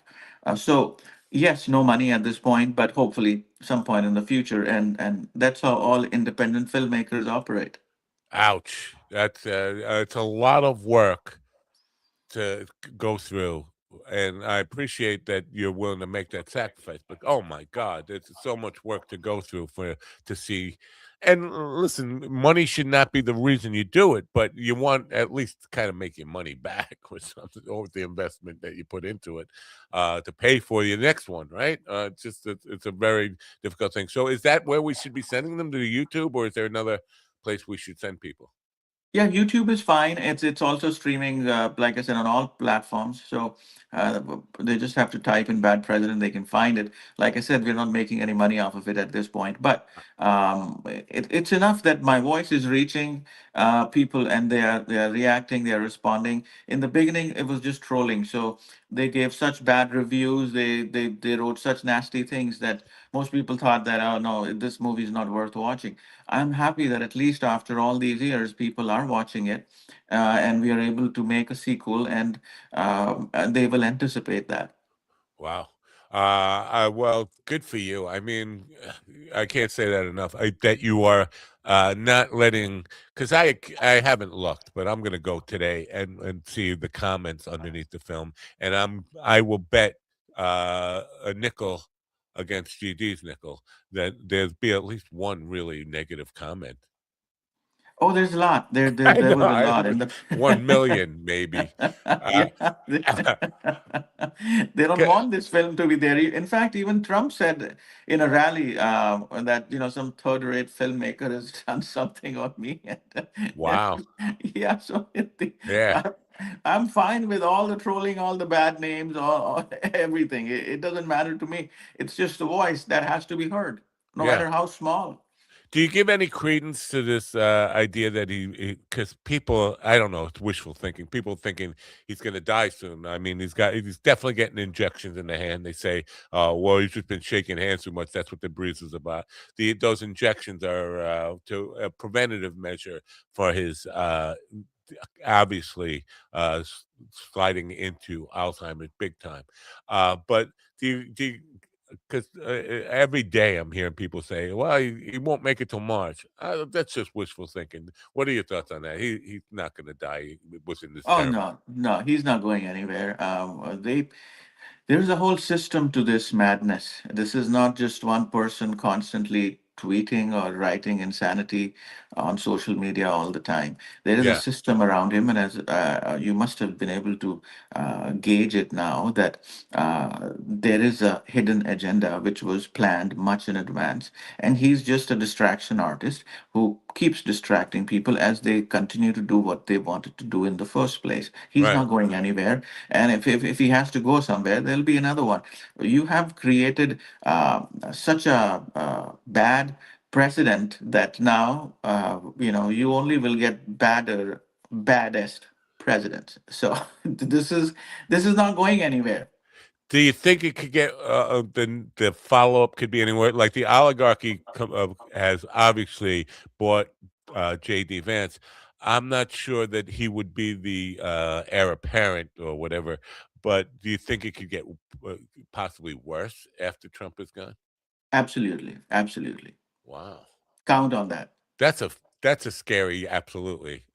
I would thought, maybe it was a wishful thinking on my part. I thought, oh no, this is as bad as it can't get worse than him. But on the bright side, if I may, part of the reason why a lot of this it was able to happen is because a lot of the groundwork was done in the dark. And a lot of people, and even when Democrats are saying, this is what's coming, 2025 is coming, Project 2025, people are like, no, you're just over exaggerating. Well, now it's in the light. And so a lot of things that, quote, the prophets of the past have foretold have come to pass. And so now it's out there. We know people can see the consequences of not listening. And so I think that now that the people have an idea, now they can actually choose sides with knowledge. They can say the people, the Democrats can say, okay, I may not agree with everything Bernie Sanders says or AOC says or whatever, but the alternative is what Trump and them are doing. So let me just say, I know Trump supporters who still to this day say that Project 2025, the manifesto, was a Democratic control thing. And even when they see it happen, see the things that it predicted happening, no, they're in denial about that. So right, I'm not even talking about those people. I'm saying it's in the light now. And so the people that sat on the sidelines who didn't get involved now see the consequences because oh, they're not going to come for me. He only wants to deport the bad ones. It's like, oh, holy shit, he wants to deport my son. He wants to deport my wife. He wants to deport my friends, my family. Okay. Caroline Levitt's the godmother to her. Yeah. So there are people out there who sat on the sidelines, and now that this is out in the light, there are going to be a lot of people who are on the sidelines who are going to come off the sidelines because the darkness has come to light. Now, I'm not saying it's going to be easy, but I'm saying they've shown their colors. It's like knowing that the Klansman it's like suspecting that your neighbor was a Klansman and then seeing him in his robe. Right. It's that, it's like night and day. It's like, holy shit. Yeah. And I think that's what we're going through. I think we're going through the holy shit moments. Like, this can happen. Yeah, I hope you're right, but I don't see a whole lot of it. You're making Bad President 2 now? Yes, sir.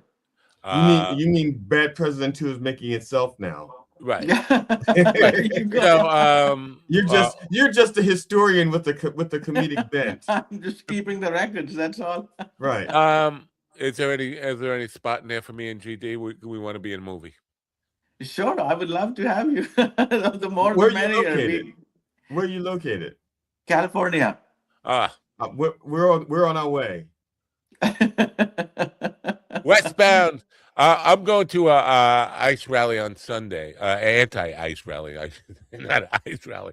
A ice protest on Sunday, and I don't have the greatest videography equipment to take with me, and remote production stuff, but I want to get some film on that. But you know what? If there is any kind of place for us in this film, I'll carry GD out there on my back. No, he won't. He has a bad back. I do have a bad back. Well, I have a cart. If he's carrying me on his back, then we're not coming. Sorry. I have a cart that I carry my paint stuff in. I'll just drag them all the way. No, seriously, we would love to at least make a contribution to this, even if it's just a simple simple statement or whatever. Love to be part of it and promote it. So you're in the process of making it right now? Yes, I am. So there aren't like Trump rallies or anything, right? Or he did one in Pittsburgh or Pennsylvania the other day. But so where are you doing the shooting right now, and what exactly are you covering for the actual administration, or what are you doing? So this will cover his campaign the second time. You remember that fist in the air and the blood trickling the around fake, his the ear. fake, That image that got him America. So we basically, like I said, Bad President, the current one, is a factual account of everything he said on the campaign trail, and Bad President 2 again is a factual account of everything that happened during the campaign trail. Now, We don't write any dialogue. We don't make up anything. Of course, there is some fiction around it to make it funny, but that is other actors. Whatever Trump says is always what he said. That never changes, and that's the unique thing about this film and this project is that we are in a certain way keeping account of everything in a linear fashion, which he is great at distorting. see, with the fist in the air thing, I am still absolute, and I've been pretty much convinced from day one that this was a staged, pre-planned, like because the Secret Service allowed that guy to get in place and whatever, take the shot. It feels pre-planned, whether it was pre-planned or not. The idea with the ear thing and just a little cut and then it was gone feels like a wrestling move. I feel like it was staged. Anytime I say that, I get accused of being a conspiracy nut. I've never been one for conspiracy theories. I think it was staged. I think absolutely the presentation of it was staged. And how could you know that? How could you be prepared for that if the entire thing wasn't staged? In other words, they had the flag on a crane, and they knew exactly when the shot happened to bring the flag down to get him in that one position. That's staging. That's exactly what staging is. It's like, what is your take on that? Do you think there's anything to that idea that this whole, whoa, some guy was killed? Well, I don't think he cares about some guy getting killed. It's not his on his. Do you think? Do you agree with me that It appears that way, but to be rational, like I said, we are filmmakers. We just show what happened without judging it. But that was one moment that gave him the country. Before that, the campaign was entirely derailed. It was not going anywhere. But after that, it was straight path to victory. So to answer your question, I do not know if it was staged or not, but it did win him America. Yeah, yeah. Unfortunately, some people just really reject any. But even though we've seen him totally be like waving to imaginary crowds, he would never do something like that. A guy died. Like, he don't care about a guy who died. And the other part of that is that ear healed up way faster than his hand. His ear supposedly got shot off by a 30-06 bullet or something, or a powerful bullet. And meanwhile, his hand is all bruised up for months from shaking hands. He's a miracle healer in the ear part, but the hand, not so much. Well, he's also a miracle healer in the foot part because of the bone spurs. So it's the extremities is where he has the magical healing power, the head and feet. That all the stuff in the middle, that's up for grabs. Yeah. Anyway, his bone spurs are so healed he can't even remember which feet or which foot or where the bone spurs were. That's how healed he is. Wow. It's the extremities. So Pam, we definitely will support your movie in any way we can, and if there is any whoa, not just any way we can. I don't have a lot of money, Matt. I didn't mean that way. Okay. No, we don't have any money. No, you have enough. I don't know if you notice about TD, but he pays $250 a month or more in streaming fees every month. So we could support. We could at least rent the movie or something, right? Right. Oh yeah. All right, we support it that way. Is it on Netflix and Amazon Prime? It's on Amazon Prime. It's not on Netflix. Netflix asks for exclusivity, but it's everywhere else. Yeah. Now this is a concern, right? Because they're not only cracking down on the free speech, they are buying up all the media platform, Paramount, and I mean all the oligarchy and Trump supporters are now buying up every kind of outlet for distribution. Is that a concern for the future for you? A massive concern. It's the same thing. If there's no competition, then for independent filmmakers, it's harder and harder to get in, especially with the content like this, because they simply would not carry it, and then you have no voice. But thankfully, there are still other platforms that support independent voice. But I'm absolutely against, Netflix acquiring. Warner Brothers, absolutely against that. There has to. It's not just about making money and that one a strong platform will make all the money. It's about finding a voice for projects like me. How are Yeah. we ever going to get ourselves to the audience? Totally appreciate that, and that's part of. I think it's not by coincidence, by design to kind of quash down resistance voices or voices of truth. Not even resistance. Just we don't want the truth out there. We want to just be able to lie without any accountability at all. I think that's part of the whole plan, and so it's a very dangerous place we're in. Anyway, we appreciate your voice continuing to kind of spread the message, and if there's any way we can get involved in the making of Bad President 2, we'd love to be a part of it. So keep us in mind. You have my contact, right? If not, I will ask Lindsay to kind of forward it to you and let us know if there's any way we can be involved in that in the meantime, and then we will talk about it every single day on this program. That's awesome. I can't wait for you to be on the next one. Yes. Okay. Well, we appreciate you being here. Have a great day, and good luck with the film. And that's all we can do. You too. Thank you for having me on the show. Much appreciated. Bye for now. So California, here we come. Ready? Yeah. You hitchhike? I don't hitchhike. I drive or fly.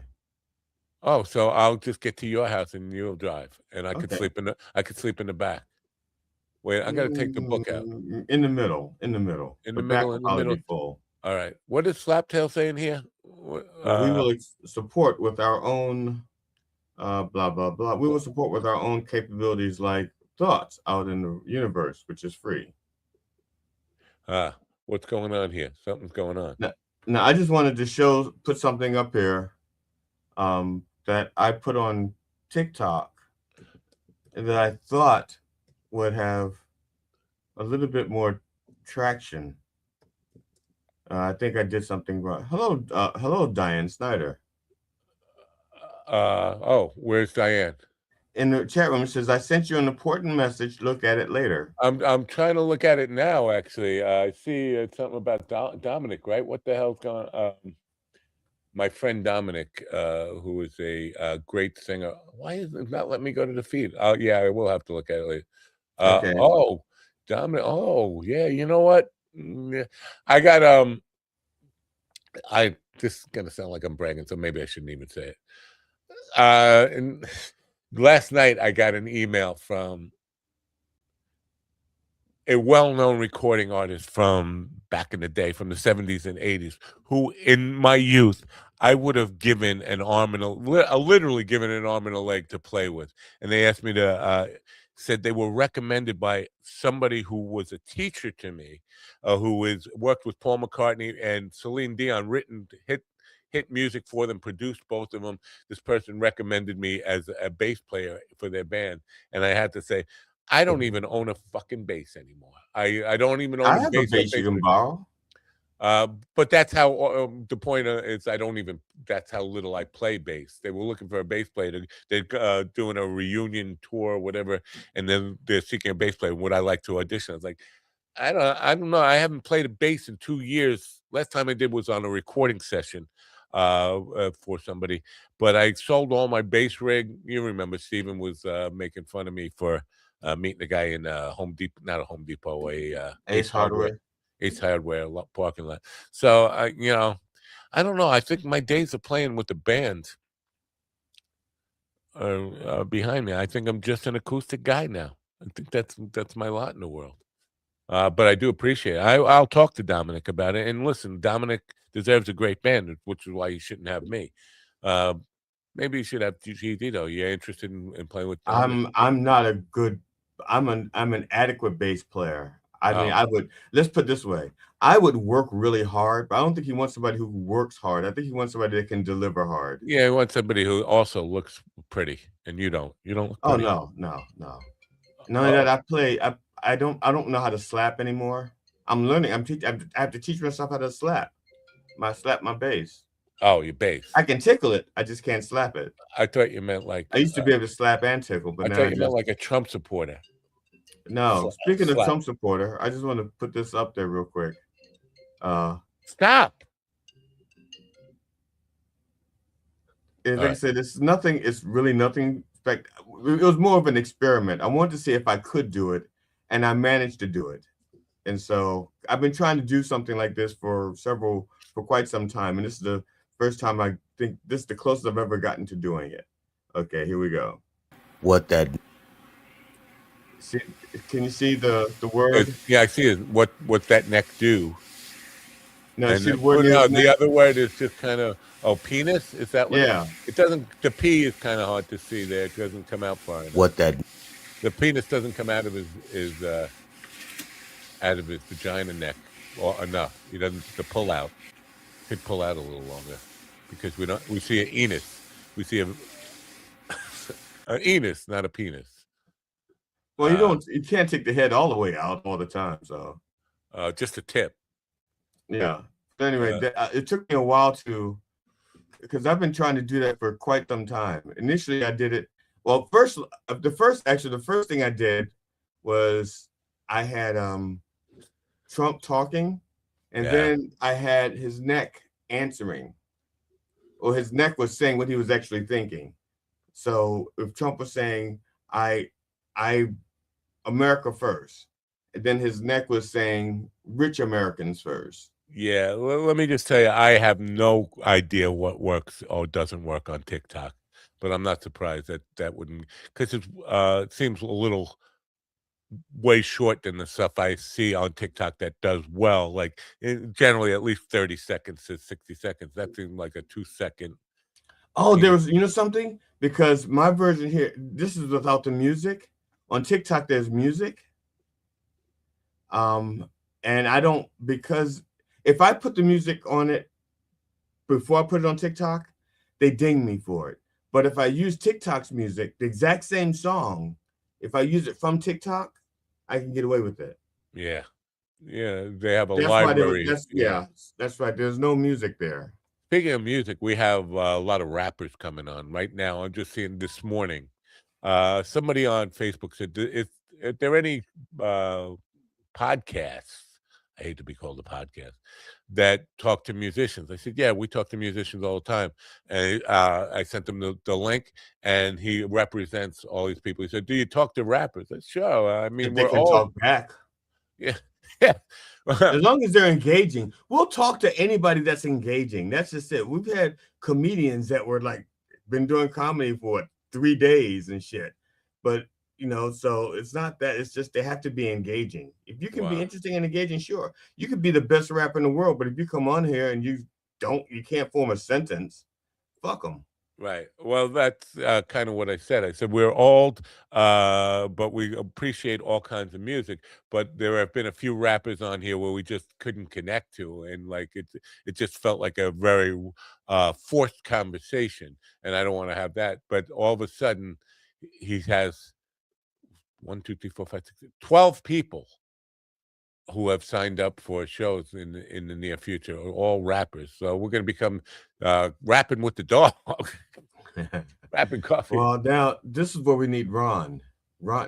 put them all on Fridays so that Ron can, converse with them because they pick their own dates. You know how the calendar works. So I don't. No, I'm saying block out just to call them back and say, I'm sorry, this rap Fridays. So Fridays is for rapping.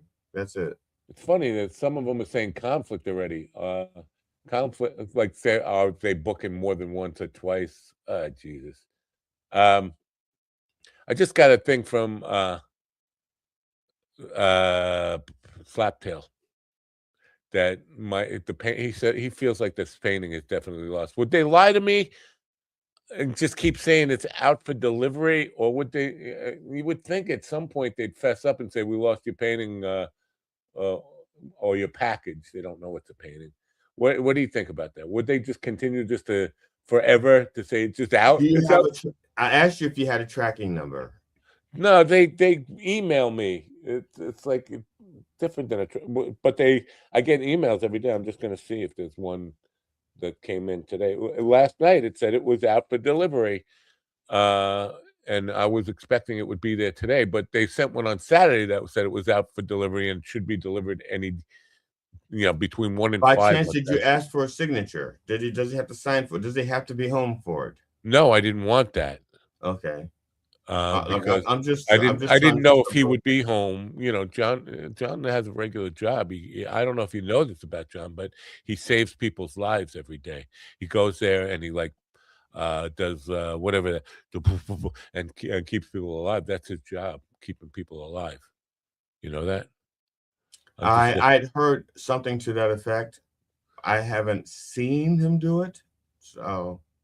But then again, I say I'm a humorist, and people haven't seen me be humorous, so that's true.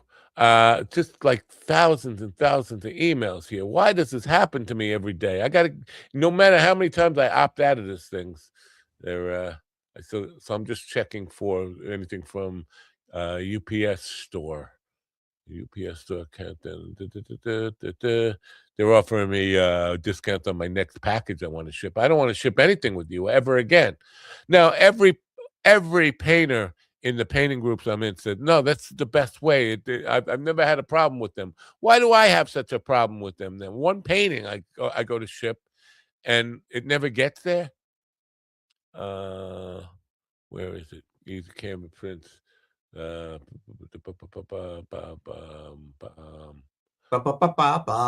know. Where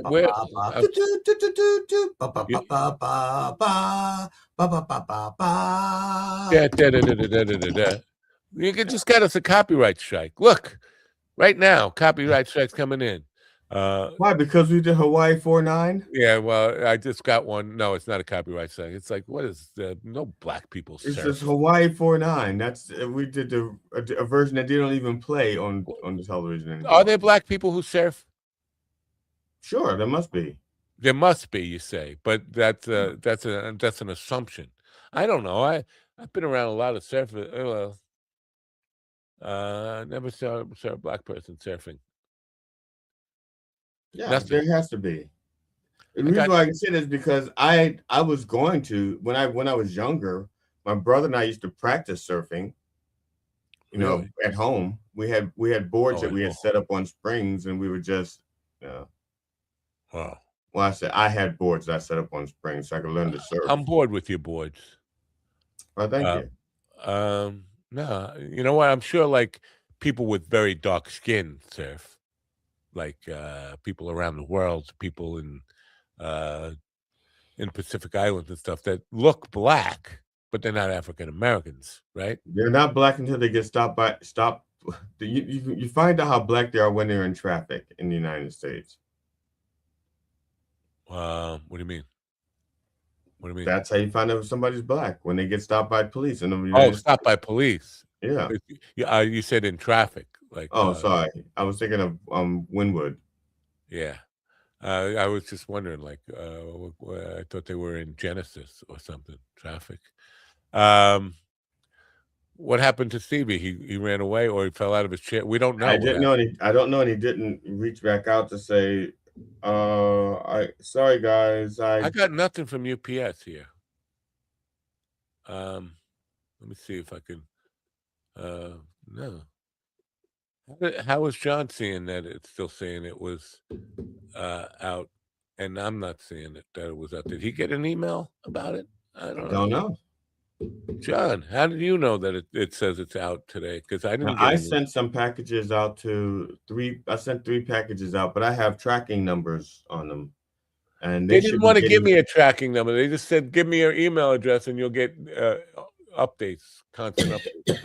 Well, UPS may do it differently than USPS. This stuff I sent to USPS, and they gave me tracking numbers. And is there a difference between USPS, UPS store, and like if I just like had UPS pick the thing up, like the driver? Not really. The same thing, right? Yeah. Why did this happen to me? That's what I want to know. Why me? You're asking the wrong person. I have No, I'm asking the right person. No, you don't. No, you're not. Damn it. I don't see anything. Damn it. All right. Oh, I can't just keep looking for this while we're having dead air, can I? People on the radio pretty much abandoned us. I think it was all the Trump talk. You know, that's a difficult to put out an anti-Trump movie, or just you're going to get hate, but you're also going to get people just tuning out, right? They just don't want to hear it. They just don't want to fucking hear it. I think that's what happens with us when we have never going to hear it. Never going to hear it. Never going to hear it. Never. I can't get that fucking song out of my head now. At least that part of the song, because I don't know the whole song. I just know that one part. No, you're never going to get it. Yeah, I know it's never going to get it, but I just changed words, try to get it out of my head. You don't get it, do you? No, I don't get it. You're never going to get it. Somebody had said somebody. Did you get snow? Oh yeah. How much? How much snow did you get? Yeah, somebody doesn't listen to the show, to the Reverend in the morning. I do. I listen. Why? Did he talk about? In the very beginning, he said. Yesterday was I was caught up.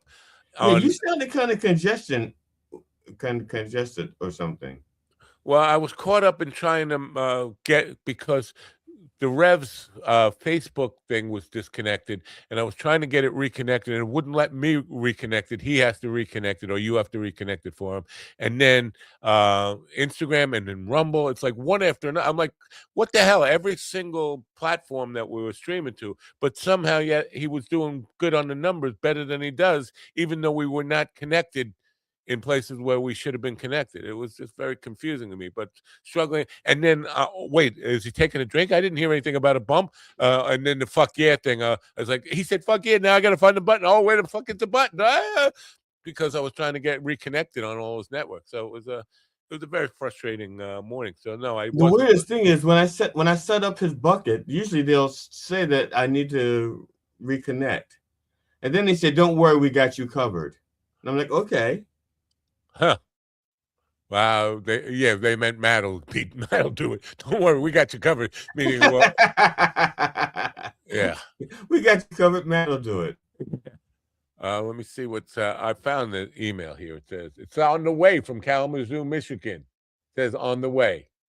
Oh, I think next week the Reverend's doing Bridge Over Troubled Waters. Yeah. He's never going to get this painting. And listen, I can't redo it. I can't. It's unredoable. I mean, I have the first draft where I tried it. It sucked.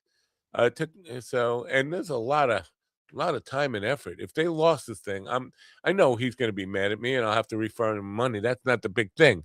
It's the work that I put into this thing. It was my first actual contracted work where somebody actually ordered a painting from me in advance. Can you? And so it will be heartbreaking. It's got to get there today, but it's still a week late, right? Right. He slapped there will most likely be on Thursday, ready to curse me out. Where's my fucking painting? No, it better be there by Thursday. If it's not there by Thursday, what? What will I do? I'll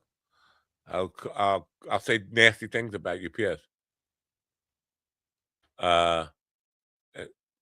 They just kept. John saying They just kept telling me my item was shipped for a product years ago, and it never came. They lost it. That was USPS, not UPS. See, at some point, they have to at least acknowledge they lost it, right? So that you can make. I don't know. I didn't get insurance on it. That's what I should have got insurance on it, but I figured, yeah, that's extra money, right? I was being cheap. It's not that much extra, and it's usually worth it. I think it was. I thought it was like $29 for the insurance. It's like you know what? I'm already the amount of hours I put into this thing. I was already getting paid like nickels an hour. Yeah. Now in that case, because the I hate hardest to part is admit like that. having to know how much money is involved, or how much to charge, so to speak. How much the value is. When you say, well, this is a $500 painting or $1,000 painting, or Well, that's what somebody said in one of the groups. They said I charge $5 per square inch, and challenged them to like prove me wrong. Like I get to say what the value of the painting is. right. So Yes. I could have said it was a $5,000 painting, and I mean, who's to say it's not, right? Well, they might say, can you produce a check or the payment that you received for it, or receipt for it, or something? Yeah. All right. We have a full week, but tomorrow, nothing. We have a lot of the guests this week. We have two of a show. You would think instead of two, have one on Tuesday and one on Wednesday, but no, we have two on Wednesday, two on Thursday, two on Friday.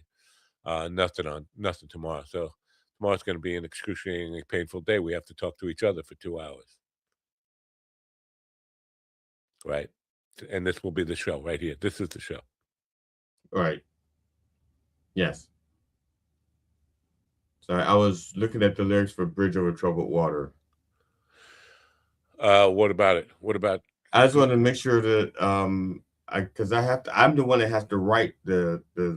That song threw me for a loop. I was not expecting that song to have, I'm hearing my mold. I didn't expect that to have any religious overtones. I can change. I can't change. He says both. The first he goes, I can change. And then he goes, I can't change. I can't change. I can't change. I'm hearing my mold. But in the beginning, he says, I can change. Then he goes, I can't. I'm stuck. I'm in my mold. But he wants to change, but he can't. Now, I always interpret that as my mole. I'm hearing my mole. I'm in my mole on my lip. But so I was educated on that. But was that a Rolling Stone song? Wasn't there like some kind of? There was a Rolling Stone version. And I don't think it's the same. It's not the same words. Right. What was Rolling it Stones, like yeah, a Rolling loss? Stones One of has- these lawsuit things where the Rolling Stones sued him, but it wasn't really a cop. What? I don't know. Yeah, I think they just use the same title. And as long as you're not confusing people, trying to, like, if he wasn't trying to make people buy it thinking they were buying Rolling Stone stuff. Yeah, I want to look this up because somebody remember last week we had Denny on, and he was talking about the Stairway to Heaven lawsuit, and somebody was commenting on that Jimmy Page proved that he actually played that riff long before Spirit ever existed. Well, it is what it is. The lawsuit was a legal. This is about the Verve thing. The lawsuit was a legal dispute over copyright between the Verve and Abco Records, a company owned by the Rolling Stones manager Alan Klein. The Verve sampled an orchestral version of the Rolling Stones song "The Last Time." That's for their song Bittersweet Symphony, and after a settlement lost songwriting and royalty rights to the Rolling Stones. Just the orchestral the string thing in the back of it is all. It wasn't even, so they didn't even have a song that used any of those words or any of that melody, just the kind of string lines. I must have missed. Yeah, because I wasn't interested in the Rolling Stones thing. I just wanted their, Yeah. That's a bullshit lawsuit, by the way. Who the fuck was on this jury that gave the Stones that? Because that seemed like, it's just sampling the string lines. The string lines aren't the song. The song is the melody. and the lyrics. And if none of that is stolen, this jury needs a. Oh, it was a BBC. It was a British thing. I don't know. Was it applicable worldwide? I guess it was. But anyway, coming back to that Rolling Stones thing, it wasn't. I think I didn't know that Zeppelin won that lawsuit. I thought Spirit won the lawsuit, but he proved that he played that in 1968 before Spirit even existed. So Zeppelin won that lawsuit. But well, and it's funny because let's say the guy from Spirit wrote that piece before he joined Spirit. In other words, let's say 1967, he's hanging out with Jimmy Page at a bar, and he plays that riff, and Jimmy Page goes, "I'm going to steal it. I'm not saying this is what happened." And then he joins Spirit, and they go and they use it, and then Jimmy Page goes, "No, but I was playing this in '68." He goes, "But you stole it from me in '67 at the bar." Right. Well, I stole it. I stole it outright. I don't think he understood what I was saying when I was saying that I thought my brother wrote those like Black Dog and those songs because of what my brother was playing a song that he had written, and then he just immediately started playing the Led Zeppelin song. So I thought that my brother wrote those songs. No, I get it. What he didn't get it.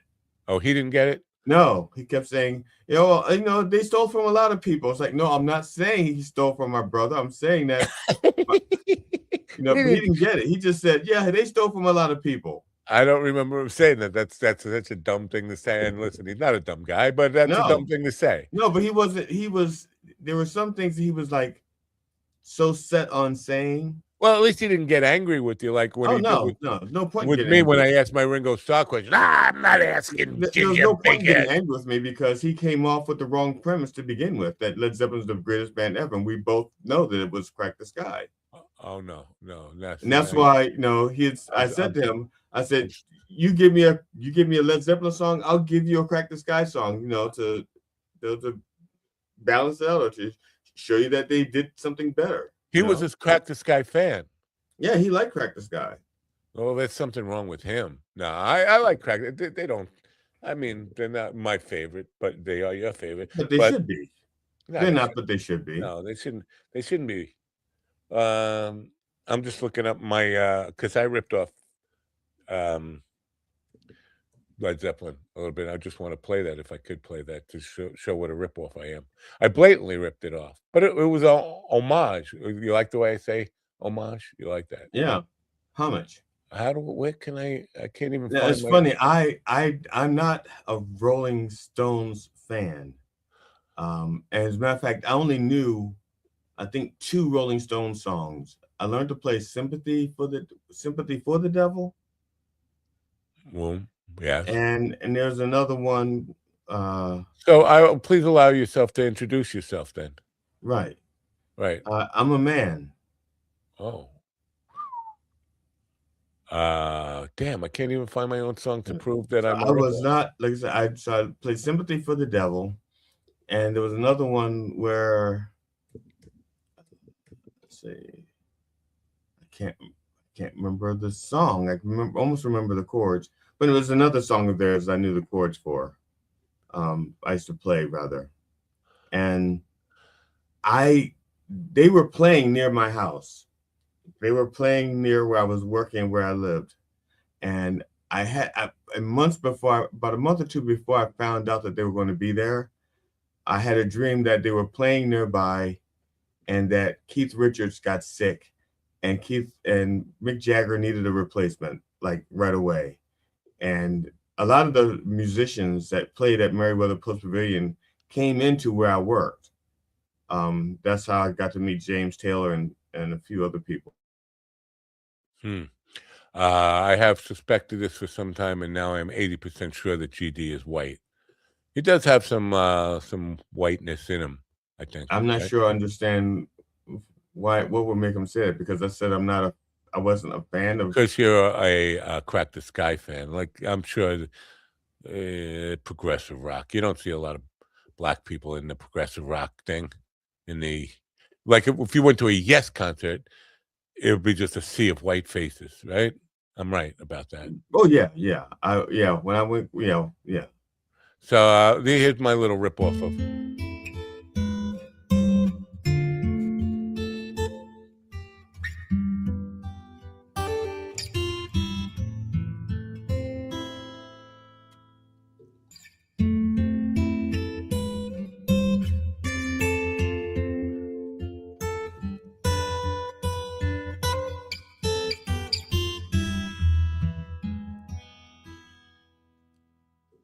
And that's all. Okay. But so that is exactly the Stairway progression. It's just changed around just slightly, but it's a direct. It's supposed to kind of be a homage, like it remind. Oh, look, he's ripping off Led Zeppelin type of thing. But no, I did that with the piano from Bohemian Rhapsody. I did the same. I did like a slight homage with one of my songs I've written. Boom, boom, boom. That thing. Yeah. Huh. But it was slightly different. But you could tell. But it was, the thing is, initially I didn't start off. It didn't start off like that. I wrote the song. That was the song that I wrote for Kenny Rogers, and I had the guitar and everything, and I needed keyboard. And when I did the keyboard, I was just arpeggiating the chords. And when I did that, it came out naturally. I said, "Oh shit, I got to change this somewhat," because that was the natural. You know, I already had the chord progression, and I was adding the keyboards. You said a song you wrote for Kenny Rogers. Was it a contracted song, like a commission, or was it you wrote it and sent it to him? Spec, yeah. What? He asked for it, and it was spec. He asked for it? Yeah, and it he was called you up and said, "I need a song, TD." Right? No, it wasn't. He didn't call me. It was more like a friend of a friend asked me for him. It's like I had a friend who was connected to the Bee Gees. And now we know you're lying. You have no friends. I had an associate who associate. That's fine. Yes, I had an associate who had a tie-in with the Bee Gees and Kenny Rogers. Bee Gees. Yeah.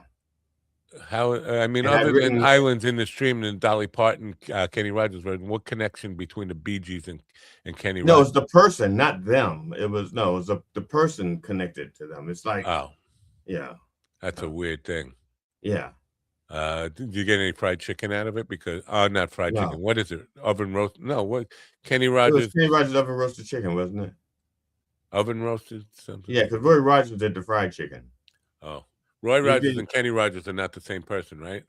They not anymore. They split. They had a divorce. It's just so confusing. Yeah. Yeah. The Mets had a pitcher named Kenny Rogers, by the way. I bet you didn't know that, did you? Second baseman. No, I had some opportunity. So wait a minute. You wrote a song for Kenny Rogers, but you didn't check out to see if it was the singer or the Mets pitcher. You could have been writing a song for the guy who pitched for the Mets. You know, that's true. I could have. I did not check that. You know, Garth Brooks played first base for the Mets. I just heard the name and just assumed it was him. Yeah, there's probably more than one Kenny Rogers. Yeah, that was my fault. And so the fact that they didn't use it, you know. Keith Richards was hospitalized here in New Zealand for falling out of a palm tree. I remember he fell out of a palm tree, right? I didn't know it was in New Zealand. What the hell? Well, actually, he started falling out of the tree in Florida, but by the time he hit the ground, it was in New Zealand. So he was that high. Keith Richards and Kenny Rogers. They just both, this name start with a K, and then the last name is a actual first name, right? Well, Richards is an S. That's not the first name when it's Richards. Neither is Rogers. Right. Yeah. So they're not first names. Their first names with a plural. Like there's more than one. So there's like many Rogers, many Richards. Lots of things. Yeah. Yeah. Or Mimi Rogers and Mimi Richards. I called Friday night. I had a paint party, and the contact guy was Roger. And for some reason, because it was a huge facility, and I called him up and I said, "Nick," it's like, "No." I was like, "Are you expecting a paint party?" "Oh yeah, I am." And then I finally get in, and he goes, "Are you Nick?" I was like, "No, I'm not Nick. I thought you were Nick." There was no Nick, and I don't know where Nick came from. Anyway, it was Roger and Matt. I don't know why that's relevant. It's not, because it's time to go. That's why. Is there anything you need to say to people? I think there is. You have a mea culpa. Yeah. Check out What Makes Us Laugh. New episodes on Tuesdays. Yeah. I'm still waiting to hear from Alan Katz. I thought he was going to be contacting me and saying something about "we need you," or the world. I absolutely, you're wanted. I thought he was going to say that. No, you didn't. You didn't even mention it to him. You told me you were going to get him to have me on the program. That's what you said. What program? One of his podcasts. One of his the Alan Katz Show. I don't think I ever said anything like that, do I? We got the tape from Friday. You said, "Oh yeah, Alan, you should go on with Alan. Alan, blah blah blah." I said, "Well, okay." No. Okay, then you're gonna have to play that tape for me because my brain. So you were just talking. You were just trying to make me feel like I was somebody, and you were just, pumping me up there for a letdown. I have no idea what you're talking about. Honestly, don't remember anything like that. What kind of drugs do you take in the morning? Or in the afternoon? Now I take a steroid for my eyeballs because my allergies are so bad that my eyes just can't. Eyeballs. Yeah, this is a steroid drop for my eyeballs. Steroids are for your muscles, not your eyeballs. These steroids for my eyeballs. All right. So I'm taking that, and then I'm taking the usual vitamin B12. Why does this keep D2. happening to me? Is there something about this new iPhone iOS thing? It's weird now. It screens calls automatically for me. It didn't ring. It just screens it. Like, what is that all about? Well, some numbers it's like a 98% chance that it's spam. Spam, right? I get a spam risk all the time, but now it's a screening call. Now it's ringing after it screens it. What's the fire? There's some things I'm curious about. We get toward the end of the show and then the numbers jump up. Like people are just tuning in for like the last 2 minutes. It's like, why are you tuning in for the last 2 minutes? Maybe they don't know that when it ends. Yeah, but by now they should have figured it out. We shouldn't see this. I see this quite a bit. I see it quite often where the numbers just jump at like 2 minutes left. Well, the channel has been like, but this is because I've been going crazy with the shorts lately. I don't know if you've seen my shorts. Yeah, you have your shorts in a bunch. Yeah, I have a bunch of shorts. Yes. All right, we're gonna end this tomorrow. We don't have a guest. I will do my best to get a guest, but if he's doubling up on Wednesday, Thursday, Friday, we could use one on Tuesday. That's all I'm saying. Anyway, well, I've been reaching out to people again. For like I said, I don't understand. I don't get. I stopped reaching out to club. Do you mention my name because maybe my name is a put off? Like, nah, we know that guy. Fuck him. Well, you got Barry Katz on here once. Yeah, but I don't know if you'll get him again. That was before you knew him. But yeah, that's how I got to know him. He didn't know who I was. Now that he knows who I am, he doesn't like me. I get it. That's I'm fine if you don't know me. People love me if they don't know me. It's once they know me that they hate me. You see what I'm saying? You see what I'm saying? Sure. I don't see what. All right. So I'm sorry, folks. I thought what, both of the guests were quality guests this morning. It was me. I'm the reason that the show sucked. But the guests were quality. So go check out Bad President, that link that's going on the bottom there, that YouTube link. Bad President, good movie. I'm going to watch it today. And I'm going to watch it also. Now, not today. I got snow to shovel. I got things to do. Oh, I shoveled yesterday because I get right on it. Even though my wife said, well, I had a heart attack. I couldn't get right. Well, I could have gotten right on it, but it was just, we had such bad wind yesterday. And where the wind blows in my neighborhood, that's what they used to call me, bad wind. But there was a whole. It's literally I dragged my trash can down to like 300 feet down to the street so that they wouldn't have to come up. So the trash people wouldn't have to come up the driveway today. And also because if they came up, then they would pack everything. And when I go to use my snow blower, it'd be like all packed down. So I walked down, and by the time I got back, my tracks were gone. That's how much wind covered up my tracks. Look It's what like, I got, man. You see what I got? oh yeah, yeah. What do you think that is? Chocolate chip edibles. It's like a Snickers edible. They make Okay.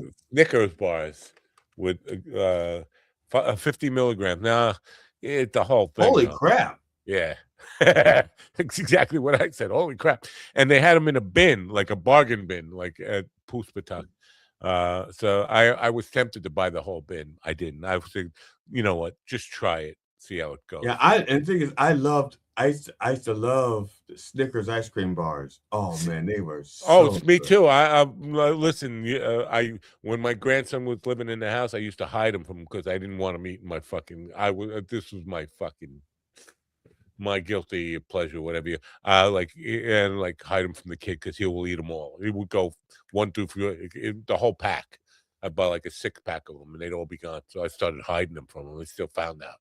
But those Snickers ice cream bars, yeah, that's the shit. I love those. Matter of fact, that's how I could tell. That's how you became a diabetic.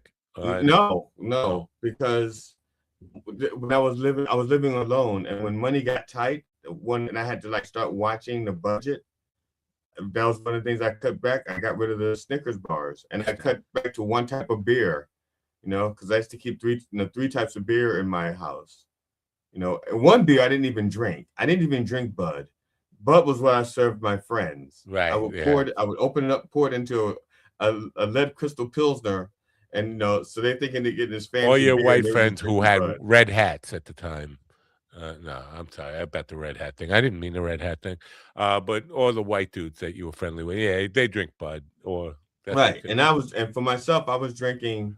I would pour myself. I had Olympia, and I had Molson Ice. Those were the 2 beers that I was drinking for myself. But after you drank the Molson Ice, did you want to say back bacon, eh? No. I used to want to say this. That shit it used to knock my ass out. Yeah. I was like, They say you're not supposed to drink alcohol. It will before trying to sleep because it will keep you awake. I've never had that problem. I've never had that problem either. Alcohol knocks me right the fuck out, especially wine. I mean, I'm out. All right, I drink whiskey sours once a week. Maker's Mark. Maker's the whiskey. Yeah. Ambassador program. I went to sign up for that. They said you're already signed. I got a thing that said you're already signed up for that. We have a bottle with your name on it, and they're shipping me a bottle that says Mind Dog Maker's Mark. I don't remember ever signing up for this thing, but apparently I'm a ambassador, so I'll have to be. No, I can't be drinking it in the morning on this program. Maybe on the evening show. Or Sunday mornings, you could do a little bump for the Lord. Yeah, I'm just thrilled to have whiskey with my name on it on the bottle. Wow, that is because I had to print my own labels. Yeah. All right, radio. Don't forget to turn yourself on.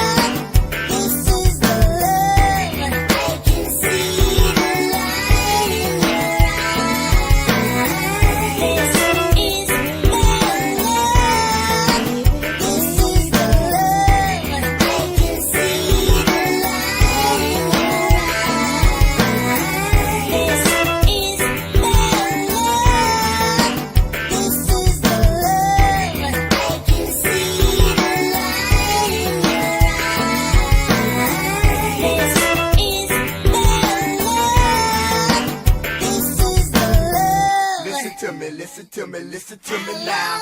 Listen to me, listen to me, listen to me now. Listen to me, listen to me, listen to me now.